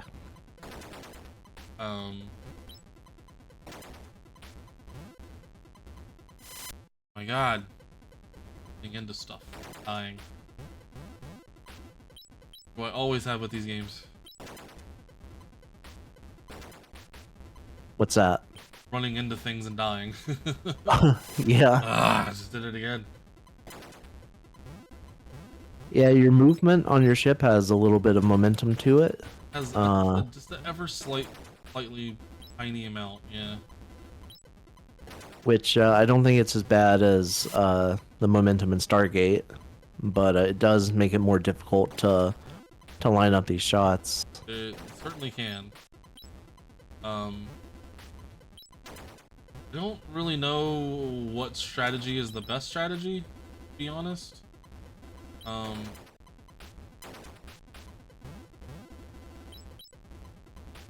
Yeah. I'm currently making use of the strategy of just putting them down where I collect them. Pass. I mean, don't you have to though? You can hold on to them. Yeah, you can line them up the way you want. Okay. Yeah, I would just kind of holding down the fire button, which is also the place the dot button. Right. So yeah, so there is a little bit more more control over where they go. Yeah. I wonder if you get any bonus points for clearing 2 lines at once, like one horizontal and one vertical. You can't. They do not clear vertical at all. Oh, okay. It is only horizontal. Yeah. Yep. It's only rows, no columns. Hmm.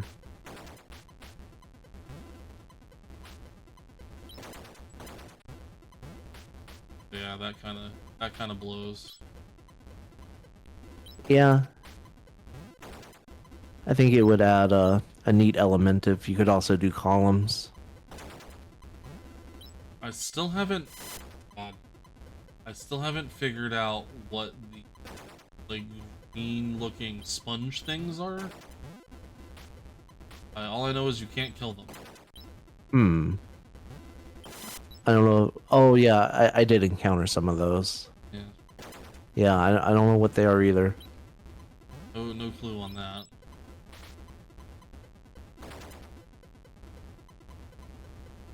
Another one. Oh my god. Do you know what the yellow bar above the score that's filling up does? I do not. Huh. And unfortunately, there is not a manual for that. Oh no. Yeah, there is no manual whatsoever. I literally had to watch somebody play the game and explain it to even know what the hell to do. Huh. Luckily, Oh geez. someone made a video I watched and was able to figure out what even is happening. Oh, that's good. Shout out to that person. But yeah, unfortunately, I don't remember what video it was, otherwise I would have do that. Well, we'll figure it out and put it in the description. Yeah, Credit where credit is due. Ah. son of a bay.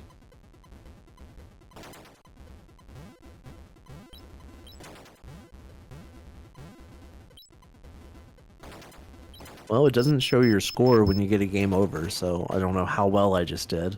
Yeah, that's also kind of annoying. I know it was above 2,000. Oh, there it is, 2310.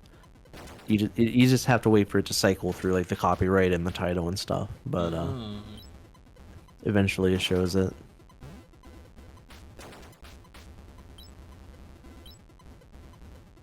Do you know the difference between the different game modes? Oh, I do not. Hmm. There's 3 of them. I'm trying out number 2 now. So far it seems the same, except that there's more of these orange ring enemies at the beginning. Whereas they showed up a little bit later in game mode 1. So it might just be different difficulty levels. Maybe.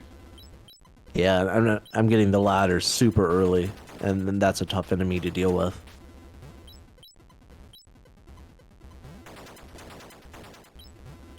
So game mode 3, yeah, there's just way more shit on the screen flying at you. So Okay, I figure it's that's just a difficulty select.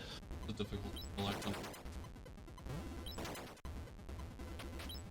Oh, so the green sponge looking thing, it's like shuffling the positions of your blocks.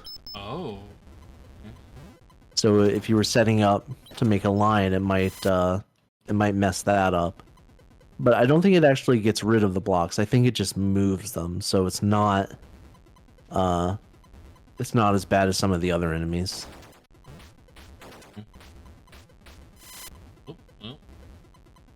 Yeah, I see what you mean. I'm doing the hardest difficulty, and it's just so many things. Too many things. So many things. Yep. Yeah, I'm going back to game mode 1, I think. Oh wow, and they also jeez, yeah. Wild.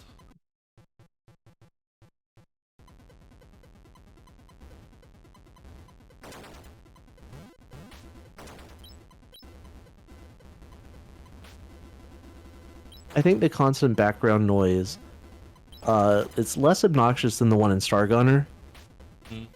but it's still not doing a lot for me. Yeah.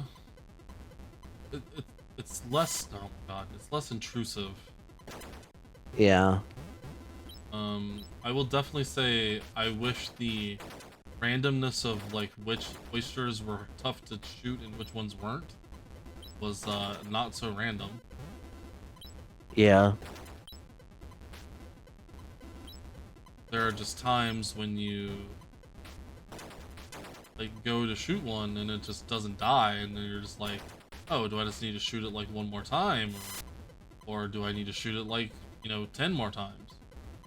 and it's not great. Yeah. That Oh, is, I don't know. I don't know what just killed me. yeah, That's kind of frustrating. Ah, definitely a lot of not really knowing what's happening in the game, even with having an idea of like what you're supposed to do.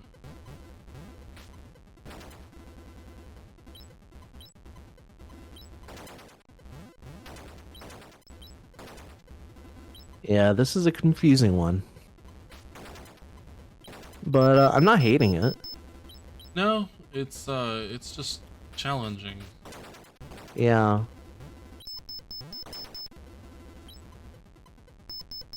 It's a lot of concepts that you normally don't see on the 2600. Really easy to run into things and die. Yeah. Especially it has a lot of the Alfred challenge thing of being just a pixel off, and it like being like, nope, you're dead because you're just a pixel in that other lane, and the other lane had a oyster in it flying towards you.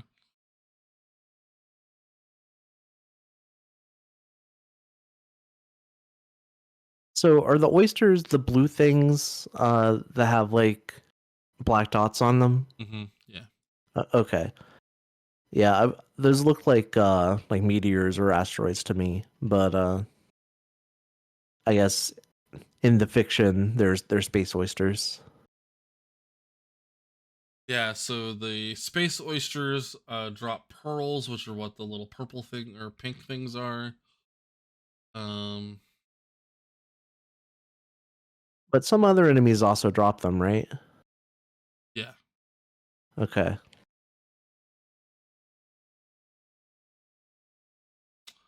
Lighting earns a bomb. How do you use the bomb? That's a good question. The controller only has one button, so I don't know what the bomb button would be. Other enemies appear that attempt to steal the pearls. Collecting 8 pearls earns the player a bomb. Maybe that's what the Oh, yellow thing at the bottom is? maybe. Maybe it just uses the bomb when you get a line? Maybe could that be what the laser thing is? No, the laser thing is them stealing your Your pearls? pearls. Oh, it would Huh. be. No, oh, okay, I figured it out. The thing at the bottom is literally just um oh my god, how far along you are until you get to the boss. Oh, there's a boss. Yeah, there's a boss. The Oystron is the boss. Oh. Do you know if defeating the boss ends the game, or does it just start looping after that? I think it just loops.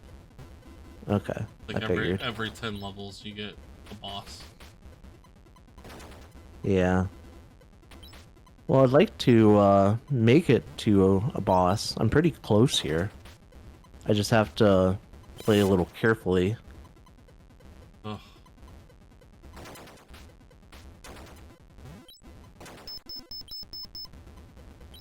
So Ah, damn it. got 8 things. Maybe I have a bomb? I don't know how to use that bomb. Oh, okay. Matter because I die. Yeah, Yeah, me too. so there's like a tan, oh my god. There's a tan number that starts at 0. That's what shows you how many bombs you have. I have no idea how to use them. Yeah, I've gotten that number up to 4. So maybe the bombs are only usable against the boss. Maybe. It does say that they're useful against the boss. Yeah. That may be what it is.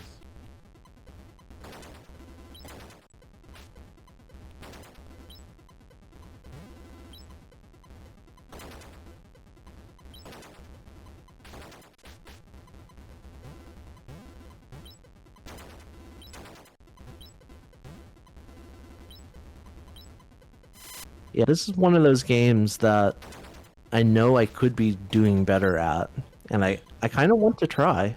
Like, I think this game's kind of cool. Yeah, it's cool. It's just there's a lot of frustrating elements to it.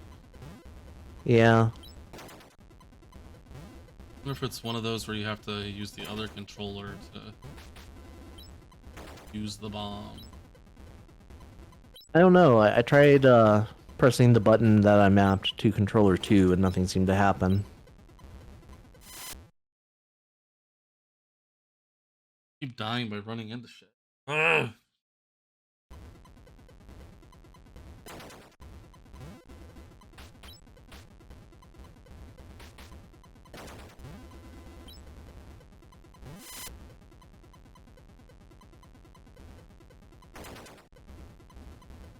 This game looks really good. Like the color gradients on the pearls I think is cool. Um there is some flickering and flashing, but it's stylistic. It's not because of hardware limitations. Right, yeah. I mean, it is cool that they definitely seem to have bypassed any type of. So, I will say that this entire game was made as an exercise in showing that you can create an Atari game with this many things on the screen at once without any type of flickering. Like Yeah. it is solely the reason why there are so many things on the screen. Yeah, like technically it's super impressive. Um, so it is a technical wonder in that fact, which is cool, and was specifically made because of that idea and to show off the prowess of being able to uh, have so many things on the screen at once, and there be no flickering, there be no strobing, like any flickering that there is like purposely done as part of the game. Like it flickers when you blow something up. When you blow something up, yeah. Yeah. Oh, made it to the boss. Oh, nice. Okay, so once I'm at the boss, the whole screen is flashing. It's really disorienting. Oh, wow. And it seems like I can no longer shoot. And the sound is going just haywire. This is, I didn't really know what I was supposed to do. Like, the boss was like a flashing asterisk thing. Just, like, it wasn't a big sprite. It was like, it was the same size as every other enemy on the screen. But it followed me as I went back and forth. And I couldn't shoot. There were still oysters flying at me. So I had to dodge them. And I could lay down bombs, but I didn't know how to make the boss run into the bombs. Huh.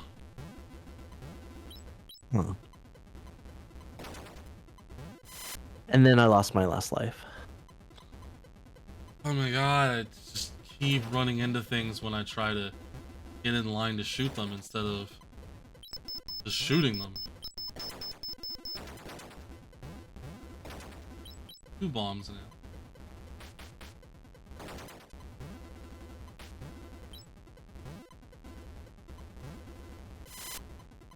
Son of a gun. Yeah, I think the key to this game is being very deliberate about what lane you're in. Yeah. Like I find that sticking to the couple lanes in the middle and not worrying so much about what's going on above and below me, I find that makes it the easiest because it doesn't matter where you make the lines on the screen. You can make them anywhere. So it's very true. Yeah, it really doesn't matter. Yeah, like I find that playing very deliberately and just trying to keep making the couple lines in the middle is the strategy that works best for me, because if something's in another lane, it can only affect that lane. Like, you never have to worry about being hit from above or below. True.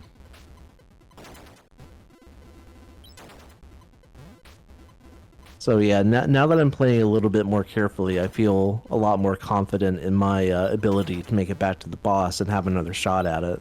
Hmm. But I think that may have to be at a later time. I think we've seen enough of this to go ahead and rank it. If Sure. you're ready. Yeah. If you're not ready, it's okay. Uh, well, I'm employing your technique and doing it significantly better. So. Yeah.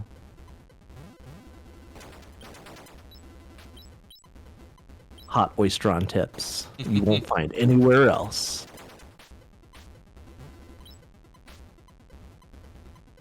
Well, interestingly, it sent it sent enemies directly on top of where I was, the three lines that I'm like paying the most attention to. Hmm. It like purposely sent enemies on that line, on those lines, to try and attack me. Yeah. Ah, poopy.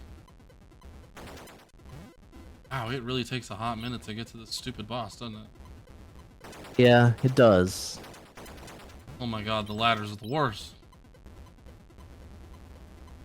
Yeah, I wonder if the boss thing is just a timer, like survive for X amount of time and you'll make it to the boss, or if it's dependent on like how many points you got. I believe it said that it was based on how on surviving a certain amount of time. Okay. I believe.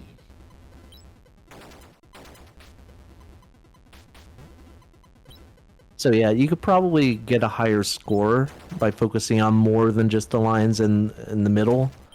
Um, but I think if you just want to make it to the boss and progress through the game, that's probably the safest strategy. Yeah, seems like it. All right, I'm almost at the boss again. I'm going to have a second go at it. I still have 3 lives left, so hopefully I can figure out what the F I'm supposed to do. Uh, Also, making the lines is important because that's how you get bombs.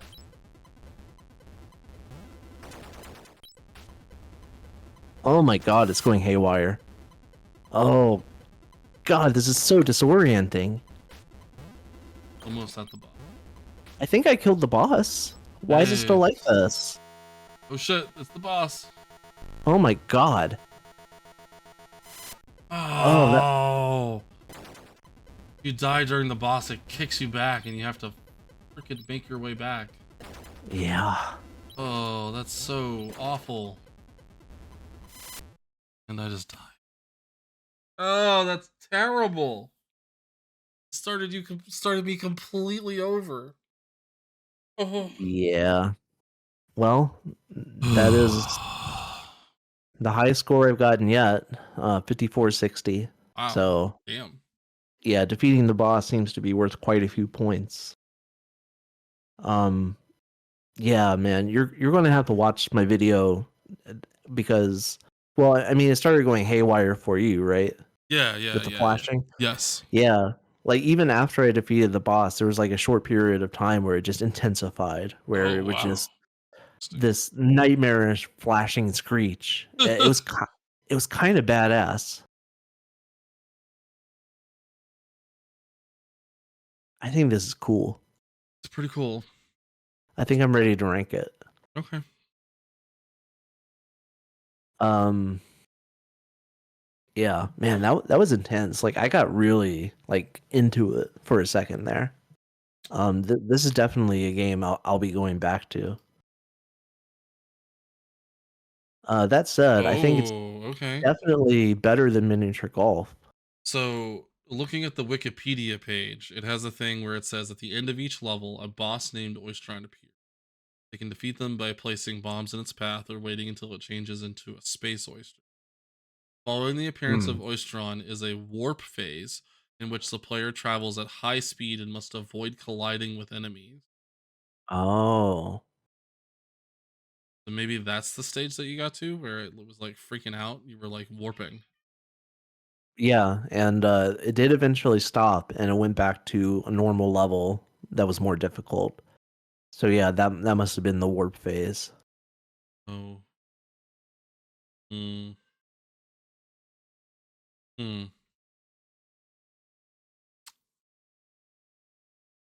What's up? I think I fucked up again and had it on the thing. Anyway, let's just go. Uh, I'll just have it's to. okay. Just We'll have we'll to. fix it in post. Ah, okay. Anyway. Um, yeah, my feelings on this game are pretty positive.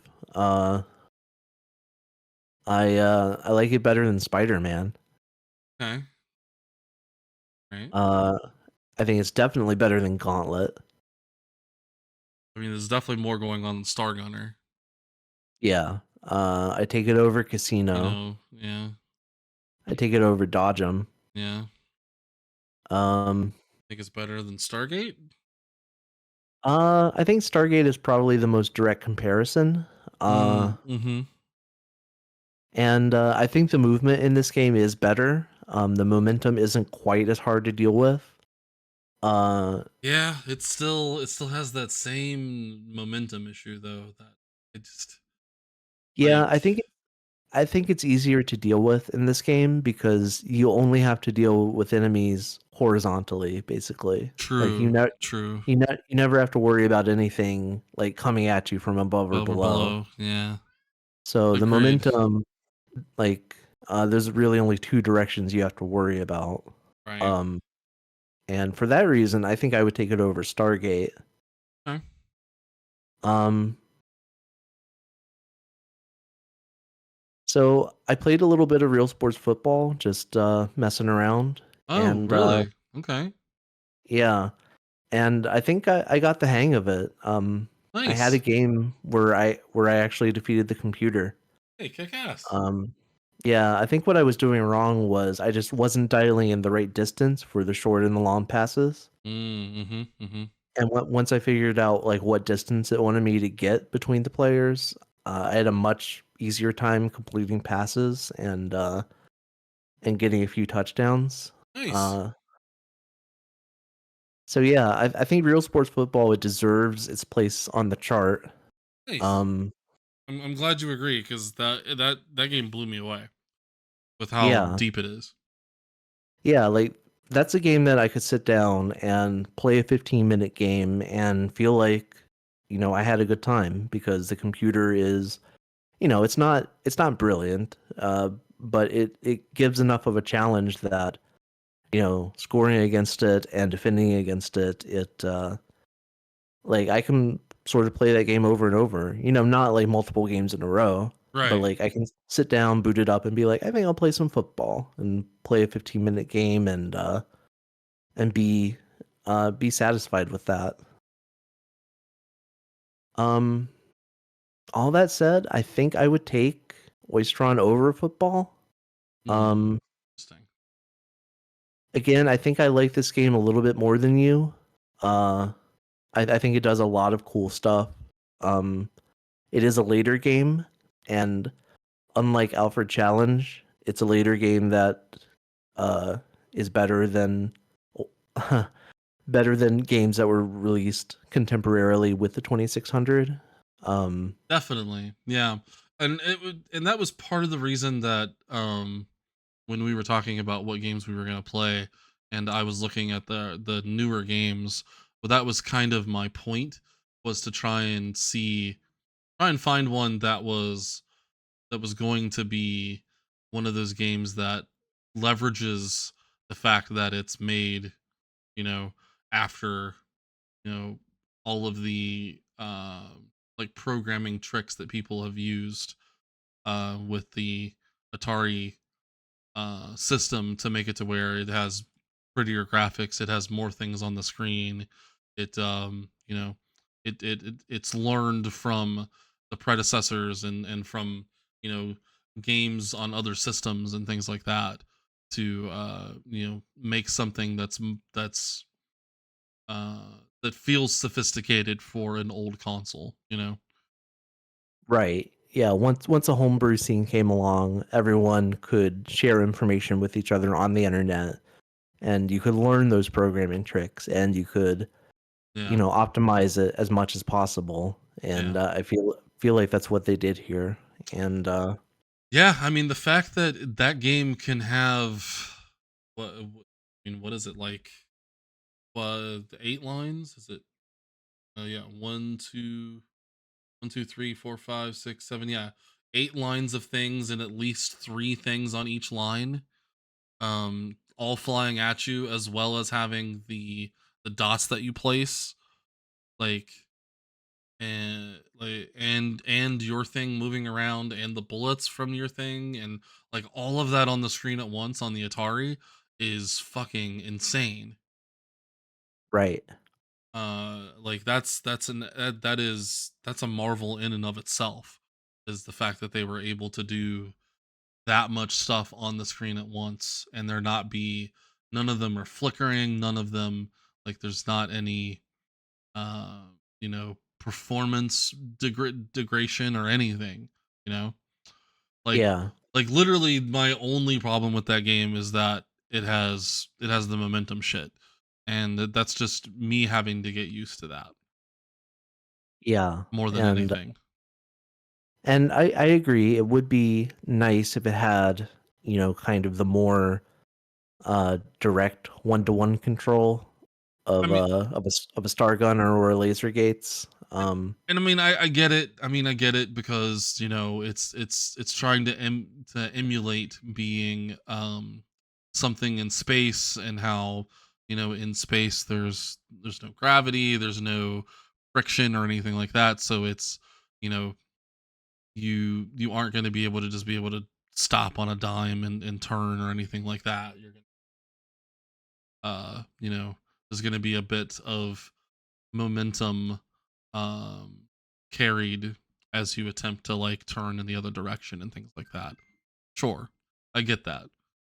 Right. It's just for a video game, it's not very fun. Well, I think momentum can be used to make a game more fun. Sure. And like I think about a game like Super Mario Brothers, right? Like that's a game Yeah. where it has a very particular jump and there is a certain momentum that you have Sure. to learn. Oh, for sure. But Yeah. once you learn it, it makes, just moving around and jumping more fun than if it was just, you know, a perfect air control, which I mean, even, modern Mario games, they have a little bit of momentum on the jump that you have to kind of learn a little bit, Absolutely. For sure. and it makes that movement more fun. And to me, I think the momentum in Oystron comes closer to that fun threshold than Mhm. something like a Stargate. Okay. Yeah. Um well, do you think it's better than Venture? Personally, I do. Um, Scientifically, I'm not sure, but I think this game, like, I would rather play this game than Venture. Yeah. I appreciate Venture. It does some cool stuff with like representational spaces, and it was a very early kind of dungeon crawler game. But I think Oystron is just more engaging. Uh, it's more exciting. There's more to think about. Personally, I would place this game above Crossbow but below Laser Gates. Um, I don't think it's as good as Laser Gates, but I would rather play this than Crossbow. Yeah. Uh, and I understand if you disagree, and we can negotiate that. That's just where my heart would place it would be the new number two. Um, since you don't like the momentum as much, this is our list. It's collaborative. Right. Um, so I'm willing to place it below Crossbow if you think that game is better. Um, I don't necessarily think Crossbow is better. I don't necessarily think overall Venture is better. I think I think both of those games get a lot of bonus points for doing something way different than other games on the console, other games Yeah. of that era in general. Like, and even with the football game as well, it's like all three of those games really crossbow probably less than the other two. Like, if Venture, like, to me, if Venture was 5, 7 levels instead of two, Hmm. like, that game would probably be number one for me. Yeah. But because it's so short and unfortunately at that point repetitive, it it goes down on the list. Right. Excuse me. Um, just because what it does with 3D, with the space representation, is fucking crazy. Like, that's incredible for what, for that console. Yeah. And For the time, for yeah, sure. and I think this game gets that same type of thing. Like, even though I 100% agree it controls better than Stargate for sure. And it being on a 2D plane also helps in the fact that you only have to worry about things in lanes instead of what's above or below you as well. Um,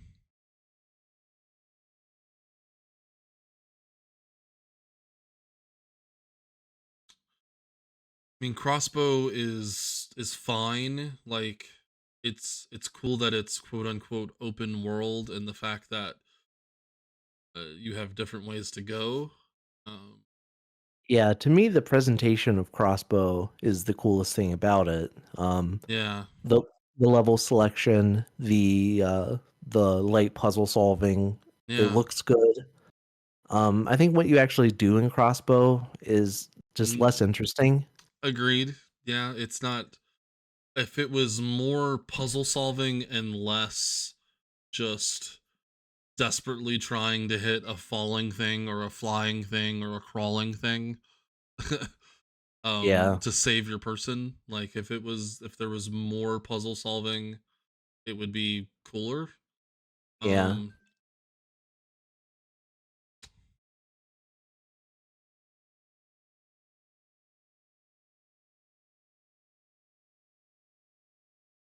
I don't know.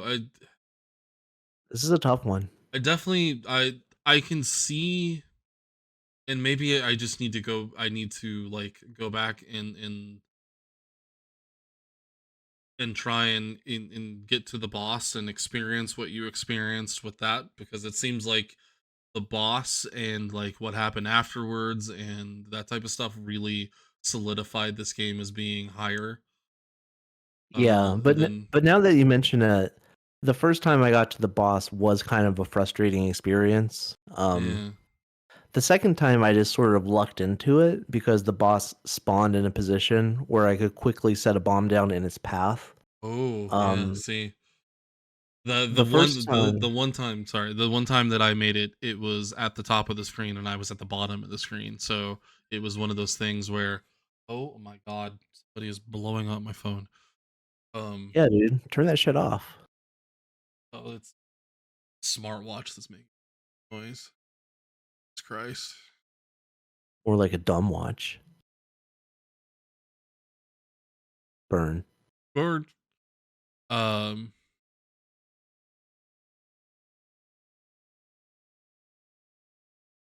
um, so and it was, I mean, it was cool. Like, it was clearly there's, and I made it to the boss before, but I had no idea what the fuck I was doing. Right. So I didn't realize that I needed to have bombs to, like, blow it up or something. I literally was just, like, dodging everything, and then it just, after a point, it just basically heat sinks towards you and kills you. Um Right. And if you're out of bombs at that point, you're kind of screwed. you're kind of screwed, yeah. So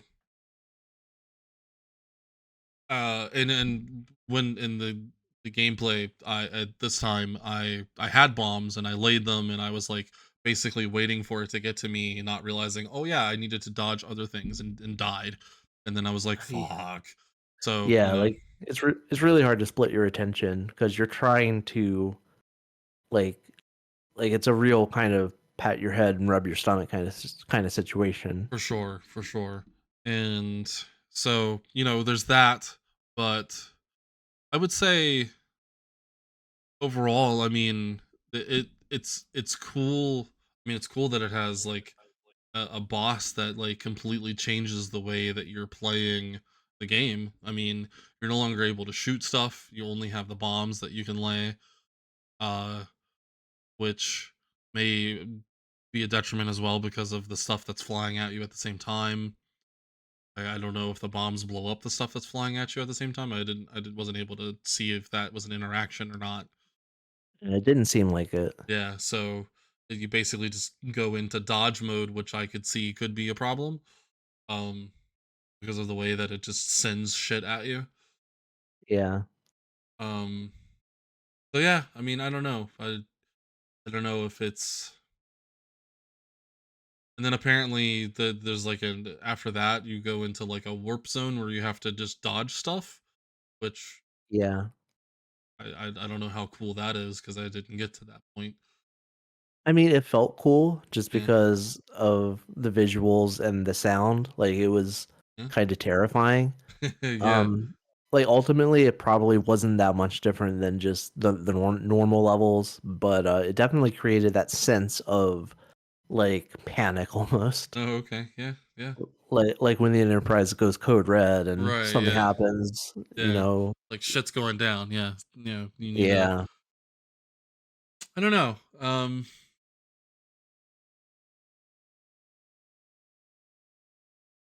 I mean, would you accept it between Venture and No. Crossbow? I mean, I think it's a better game than Crossbow. Okay, I agree with that. So I think it should be the new number. I'll put it there as well. okay. Alright. I mean, what it does with the things on the screen and what it does with I mean the sounds are perfectly fine for I mean it's not it's good Atari sounds, it's not grating in any way. Uh when the boss shows up, that's like that's we hope you don't have sensitivity to light type of thing, but Right. other than that, um it's not it's not, you know, it's pretty cool. I mean, it's not bad. Yeah, I think it's badass. Not as badass as Lasergates. Uh, I think No, that game that game is definitely still deserves the number 1 spot, for sure. Sure. but really good showing from Oystron. I'm very impressed. Absolutely. Alright, so, the last game of this episode is one that I brought. I was responsible for, finding the sports game this week, and, the one that I chose is another early game, 1978, made by Atari. It is called Home Run. It was also known as, just baseball on the Sears Version. version of the Atari. Um, so this is a full 9-inning game of baseball. Oh, wow, okay. You always start out as the pitcher, which is the orange sprite down at the bottom, Okay. and the computer is up to bat first. You press the button to pitch. You can hold up to do a fastball, down to do a slow ball, and you can press left and right to like curve it as it flies at the batter. I find that just throwing it straight down the middle is the best option every time, um, because that way I'm ready to catch the ball, uh, which is very easy in this game. It's very easy to tag the batter out. Um, when you're up to bat, you the way you do that is by moving the stick in any direction. Okay. So and Do you know what the difficulties do anything? Uh, I don't think it does. The there is when you press the game select switch, it changes the fielding options. Mm. So you can have like a shortstop and like another shortstop on the opposite side. Um, but I haven't really messed with those because it's really so easy to get the computer out. That I I think that if I had extra people, it would just make the game. It would remove all of the challenge. Right. I don't know. Do you? I think I accidentally did 2 players somehow. Is the computer not doing anything? Yeah, the computer. Oh, there it goes. There it goes.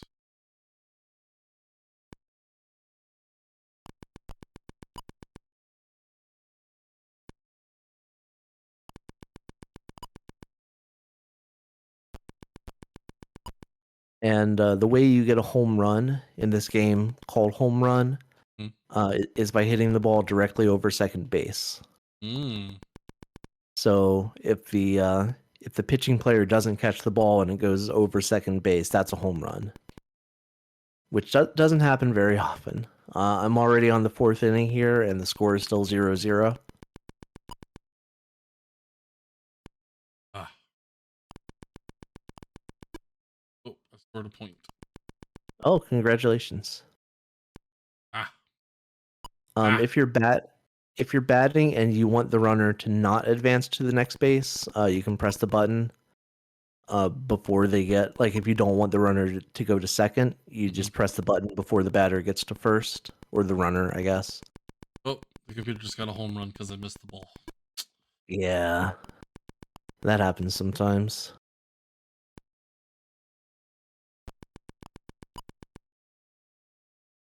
1-1. Still 0-0 on my end. Oh. And Oh. if No. Wait, what do you have to do to make them not advance?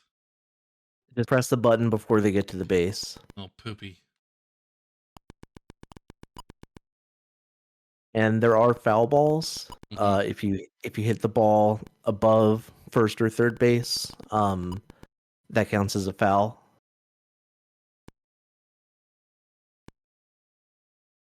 Ah.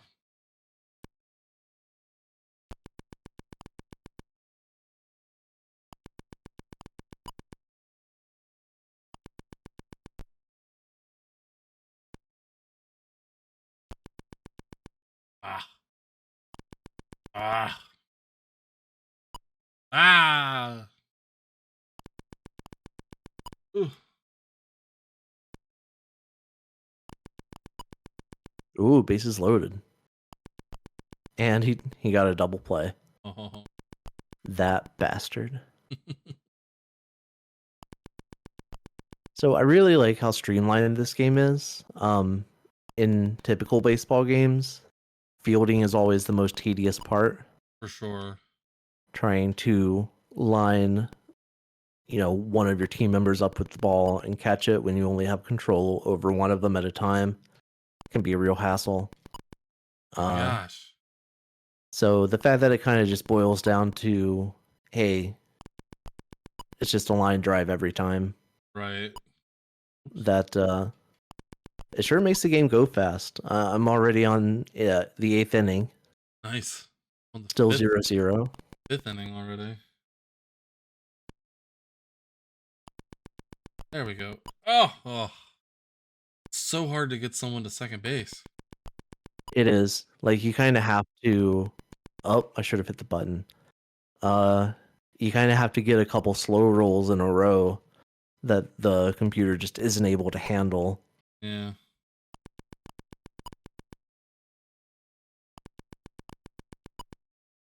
All right, top of the 9th, still 0-0.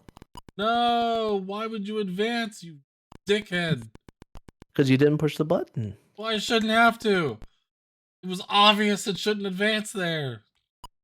Stupid Ah, idiot. that's bad coaching. Oh my god. Yeah, gotta blame the coach on that one. Ah, fudge. They just scored because I missed the ball. Oh, only gave him a 2-run, two baser.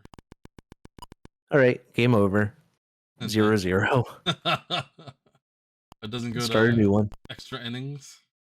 No. Unfortunate. Oh my god, what am I doing here? Oh, it's so hard. Oh, cannot for the life of me score again. Yeah, you just gotta kind of hope for the best. Ah. Oh. The game might be slightly more interesting with the second player because you can sort of try to play mind games with them and like psych them out. Yeah. And there's no point in throwing a ball when you're playing against a computer because the computer will always swing if it's a strike and not swing if it's a ball. I figured it So, out. Hey, I scored. Nice. No, I almost scored again, but flipping did it wrong. Hit the ball too hard. Yeah, that's the one thing you don't want to do in baseball. Hit the ball too hard. Yeah. Oh, you dork. You hit it right.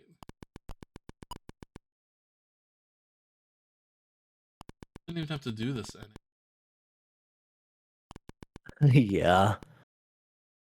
Yeah, that's the weird thing about pitching first is that if you've already won, you still have to do that that bottom of the ninth. I won 2-1. Oh no, I should have stopped. Damn it.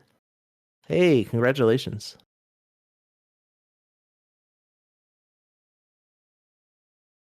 Was this playing against yeah, so if you go to 5, it's second place. Yeah. Yeah, so 1 through 4 are one player modes with different numbers of fielders. And then 5 through 8 are 2 player modes. So I can start a game with 2 people here, which I've never actually done because, like I said, I didn't see the point. But yeah, I have an extra person I can catch the ball with if I want. Peace. And you can go 3 is 3 people kind of side by side, and 4 is 3 people kind of spread out. So I think on 4, it would basically be impossible to get a run, just because there's so many so many chances. Well, I say that, and I just got a home run for the first time. Nice, congrats. Even though the computer had 3 people. So I scored 4 points in the first inning. Nice. It absolutely annihilated him. Yeah, like it appears like the computer just doesn't know how to handle having this many fielders. Really? Yeah, because I've scored 4 points in the first inning as well. Wow. So yeah, I vastly overestimated the intelligence of the computer. Poop.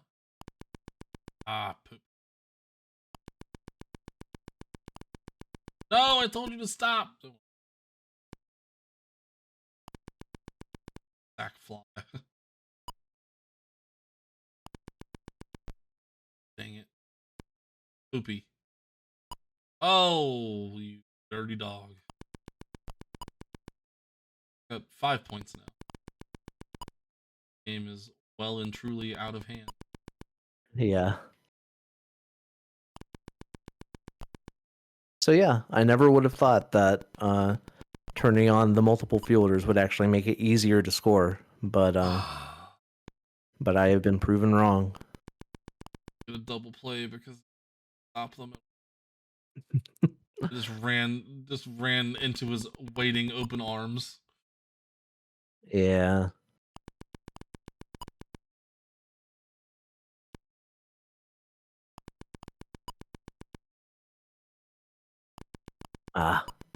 Almost scored again. Oh man.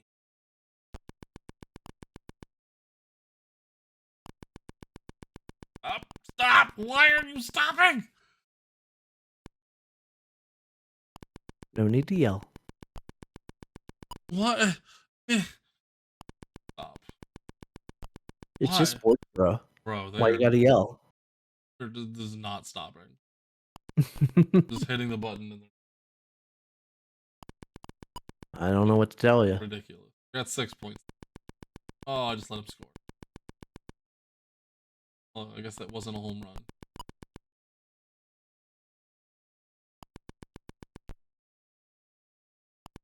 I guess you have to hit it. Ooh, home run. I guess you have to hit it between the first and second base for it.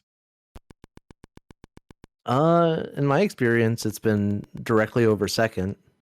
Oh.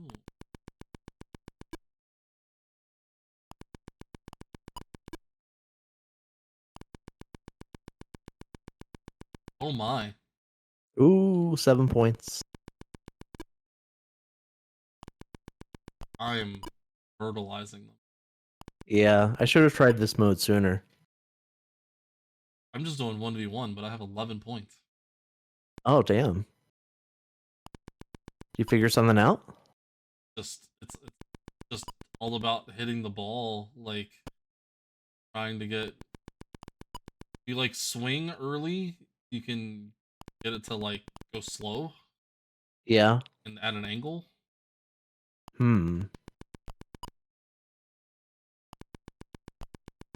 So yes, it's just about getting the right timing. Yeah. Say that and I just 0-3 that one. So Yeah. wasn't See, great. when I swing early, it seems like it's always a foul. Yeah, it's like ever so slightly early. It's weird. Or maybe holding I don't know, maybe holding up does something. I don't know. Well, according to the manual, all the directions do the same thing. It is possible that there is some nuance there that shit. I just let them get the bases loaded. Oh, triple play. Nice. You see that all the time in baseball. 100%. Oh, here we go.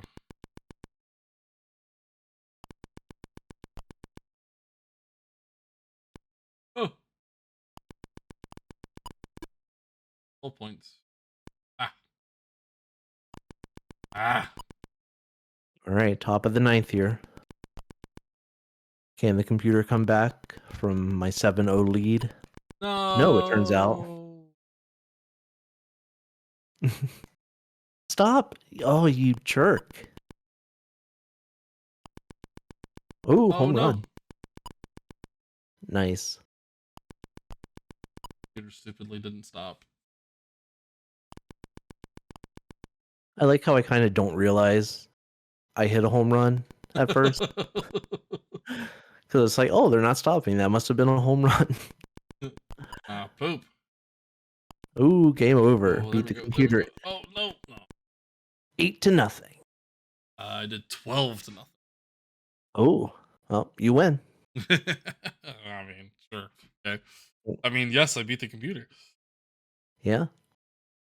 And you beat me in our intense competition.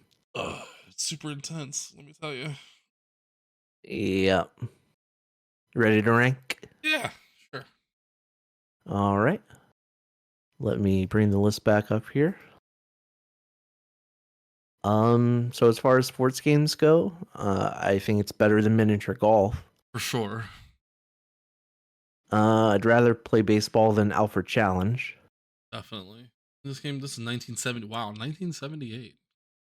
Yeah, it was a super early one. I would say better than Dragster. Yeah, Probably better than Blackjack. yeah, Better than Coco Nuts. I think so. Better than Spider-Man. I'd take baseball over Spider-Man. Yeah. Better than Gauntlet. I think so. I would Star agree. Gunner, That's where it starts to get questionable. Um, hmm, I don't know. They're both very simple games. They are very simple games. I will say baseball has more. I mean, just because it's a sports game in general, it does have a tiny bit more strategy than Star Gunner's simple fly Yeah, back and like forth and shoot things. yeah, there are things that you have to think about in baseball. I would say it's below Casino. Yeah, I was kind of heading that way too. Casino, uh, I mean they're very different types of games, so it's hard to compare. But Right. But it's baseball has a tiny bit of strategy to it, and like I like the fact that it's 9 full innings and it keeps track of like balls and strikes and outs and everything. Like yeah, and I mean I the controls are great. Like they work perfect for what they are. I mean the batting is perfectly, it's fine. I would say there are instances of when it feels like I swung the bat and should have hit the ball but didn't. But yeah, I mean that's easily just something that could easily happen in a you know in a fucking baseball game now. So right. Um I like the fact that I can hit the ball basically every time. yeah, Like uh it's good in the ways that it's not like real baseball. Um there are more hits, there's more action. Um for but sure. yeah, I think Casino, especially the poker solitaire game, just has a level of thinking and strategy to it that is more advanced than baseball. Definitely. And Definitely. Yeah, uh if baseball had a way of, like, if there was a way of, and then it which it does go away from the simplicity of this version of it, of not having to worry about the ball flying through the air, not having to worry about the how you control other people and things like that. But even if it had as simple as a person on first you could throw the ball to or something, you know. right. But Yeah, yeah, so I think it's our new number 9. sounds good to me. So the name of the game is Home Run. Yep. Also known as baseball on some platforms. Yeah, Uh, I guess we did call it baseball a bunch, didn't we? yeah, I mean, it might as well be called baseball. Yeah. Like, uh, it has that kind of simplicity to it that you would expect from a game that's just called baseball. Right. Like, like baseball for the Nintendo, like the original black box version, kind of similar in some ways. Like the fielding was all automatic, so you didn't have to worry about that, and everything was streamlined a little bit, which I appreciate because I find fielding in baseball games to be super tedious. So I'm glad that I don't have to deal with that in this one. I mean, I will say that there is not another game just called baseball, so calling it Oh, baseball is perfectly viable. okay. I'm fine with that. Home run or baseball. It's your choice. So yeah, that is 6 more games on the list. Yeah, I think this was a pretty good episode. I was really pleasantly surprised by Oystron. With a name like that, I had no idea what to expect. Like, uh, I mean, just the idea of what you're doing in that game is really silly, but yeah. yeah, it's a good one. I'm glad that you showed me that, and I don't know if judging by the name, I don't know if I ever would have picked that as one that might potentially be interesting. So, Yeah. yeah, that was a good pick. We had some not so good games. Coco Nuts, Blackjack, and Dragster kind of filling out the bottom tier of the list there. And Home Run and Casino were okay. Yeah, I mean, I think we added a good mixture of games to the list, so that's good. Starting to see some things, separate. Starting to see I don't know, it seems like Spider-Man might be the first game on the list that's like good, It, Yeah. or at least decent. Like as frustrating as frustrated as I was with Gauntlet at the time, like it's still an okay game. It's still, it's just an endless runner basically. Right. But Which, isn't the most fun genre of game, but there's stuff to think about. right, right. Uh and it's not like actively frustrating to play. Like the controls are fine. I mean, I guess maybe it's blackjack instead of Spider-Man. I mean, blackjack's fine. Yeah, like Coconuts was fine. It wasn't bad. yeah, like I think Dragster was bad. Just Yeah, I mean, A, there's not much to it, and B, what there is really not not fun anything. to control. Yeah, like I get what they're going for, but at the same time, they could have done it without having to shift, like, or Ye- Yeah, I don't know. I I don't mean, know. Like I couldn't imagine paying $30 for Dragster. I could imagine yeah, paying $30 for Blackjack in 1977, sure, especially if you have people to play with. Like yeah, that could that's be an entertaining time. yeah, that could be fun. Yeah, it, people to play with blackjack could be fun. I probably wouldn't have been super happy about paying that kind of money for coconuts, to be honest. Yeah, I mean the thing that coconuts has going for it is, uh, I mean the music and like stuff is fine, and it's not bad, so that at least, and it controls fine, and yeah, yeah, and I think for 1982, I think Coconuts counts as like a visual showpiece. for sure. I mean, the what it has happening on the screen is pretty good for the time period that that game came out. Um, Right. It's like look at how big the guy is. yeah, yeah. Like no other Atari game had guys that big. So, It's such a big guy. yeah. Yeah, So based on the bigness of the guy, I think Coconuts is in the right spot. sure. Yeah. Yeah. No, no, I'm totally happy with. Yeah, I mean, I'm totally happy with our rankings where they are. It was just, you know, as it grows, you're gonna have. I'm just. It's always interesting to see like what game is like the cutoff period of when games start to be bad. Quote unquote. Yeah. Yeah, and I think that you're right that Dragster is the start of the bottom tier. Yeah, it's definitely it's gonna end up being somewhere in the blackjack to Spider-Man range of Yeah. when things start to be bad, and it may just be that blackjack ends up getting um put in that category just because of how simple it is, because it was a 1977 game, Right. and just that it's lacking a lot of the features that Casino added.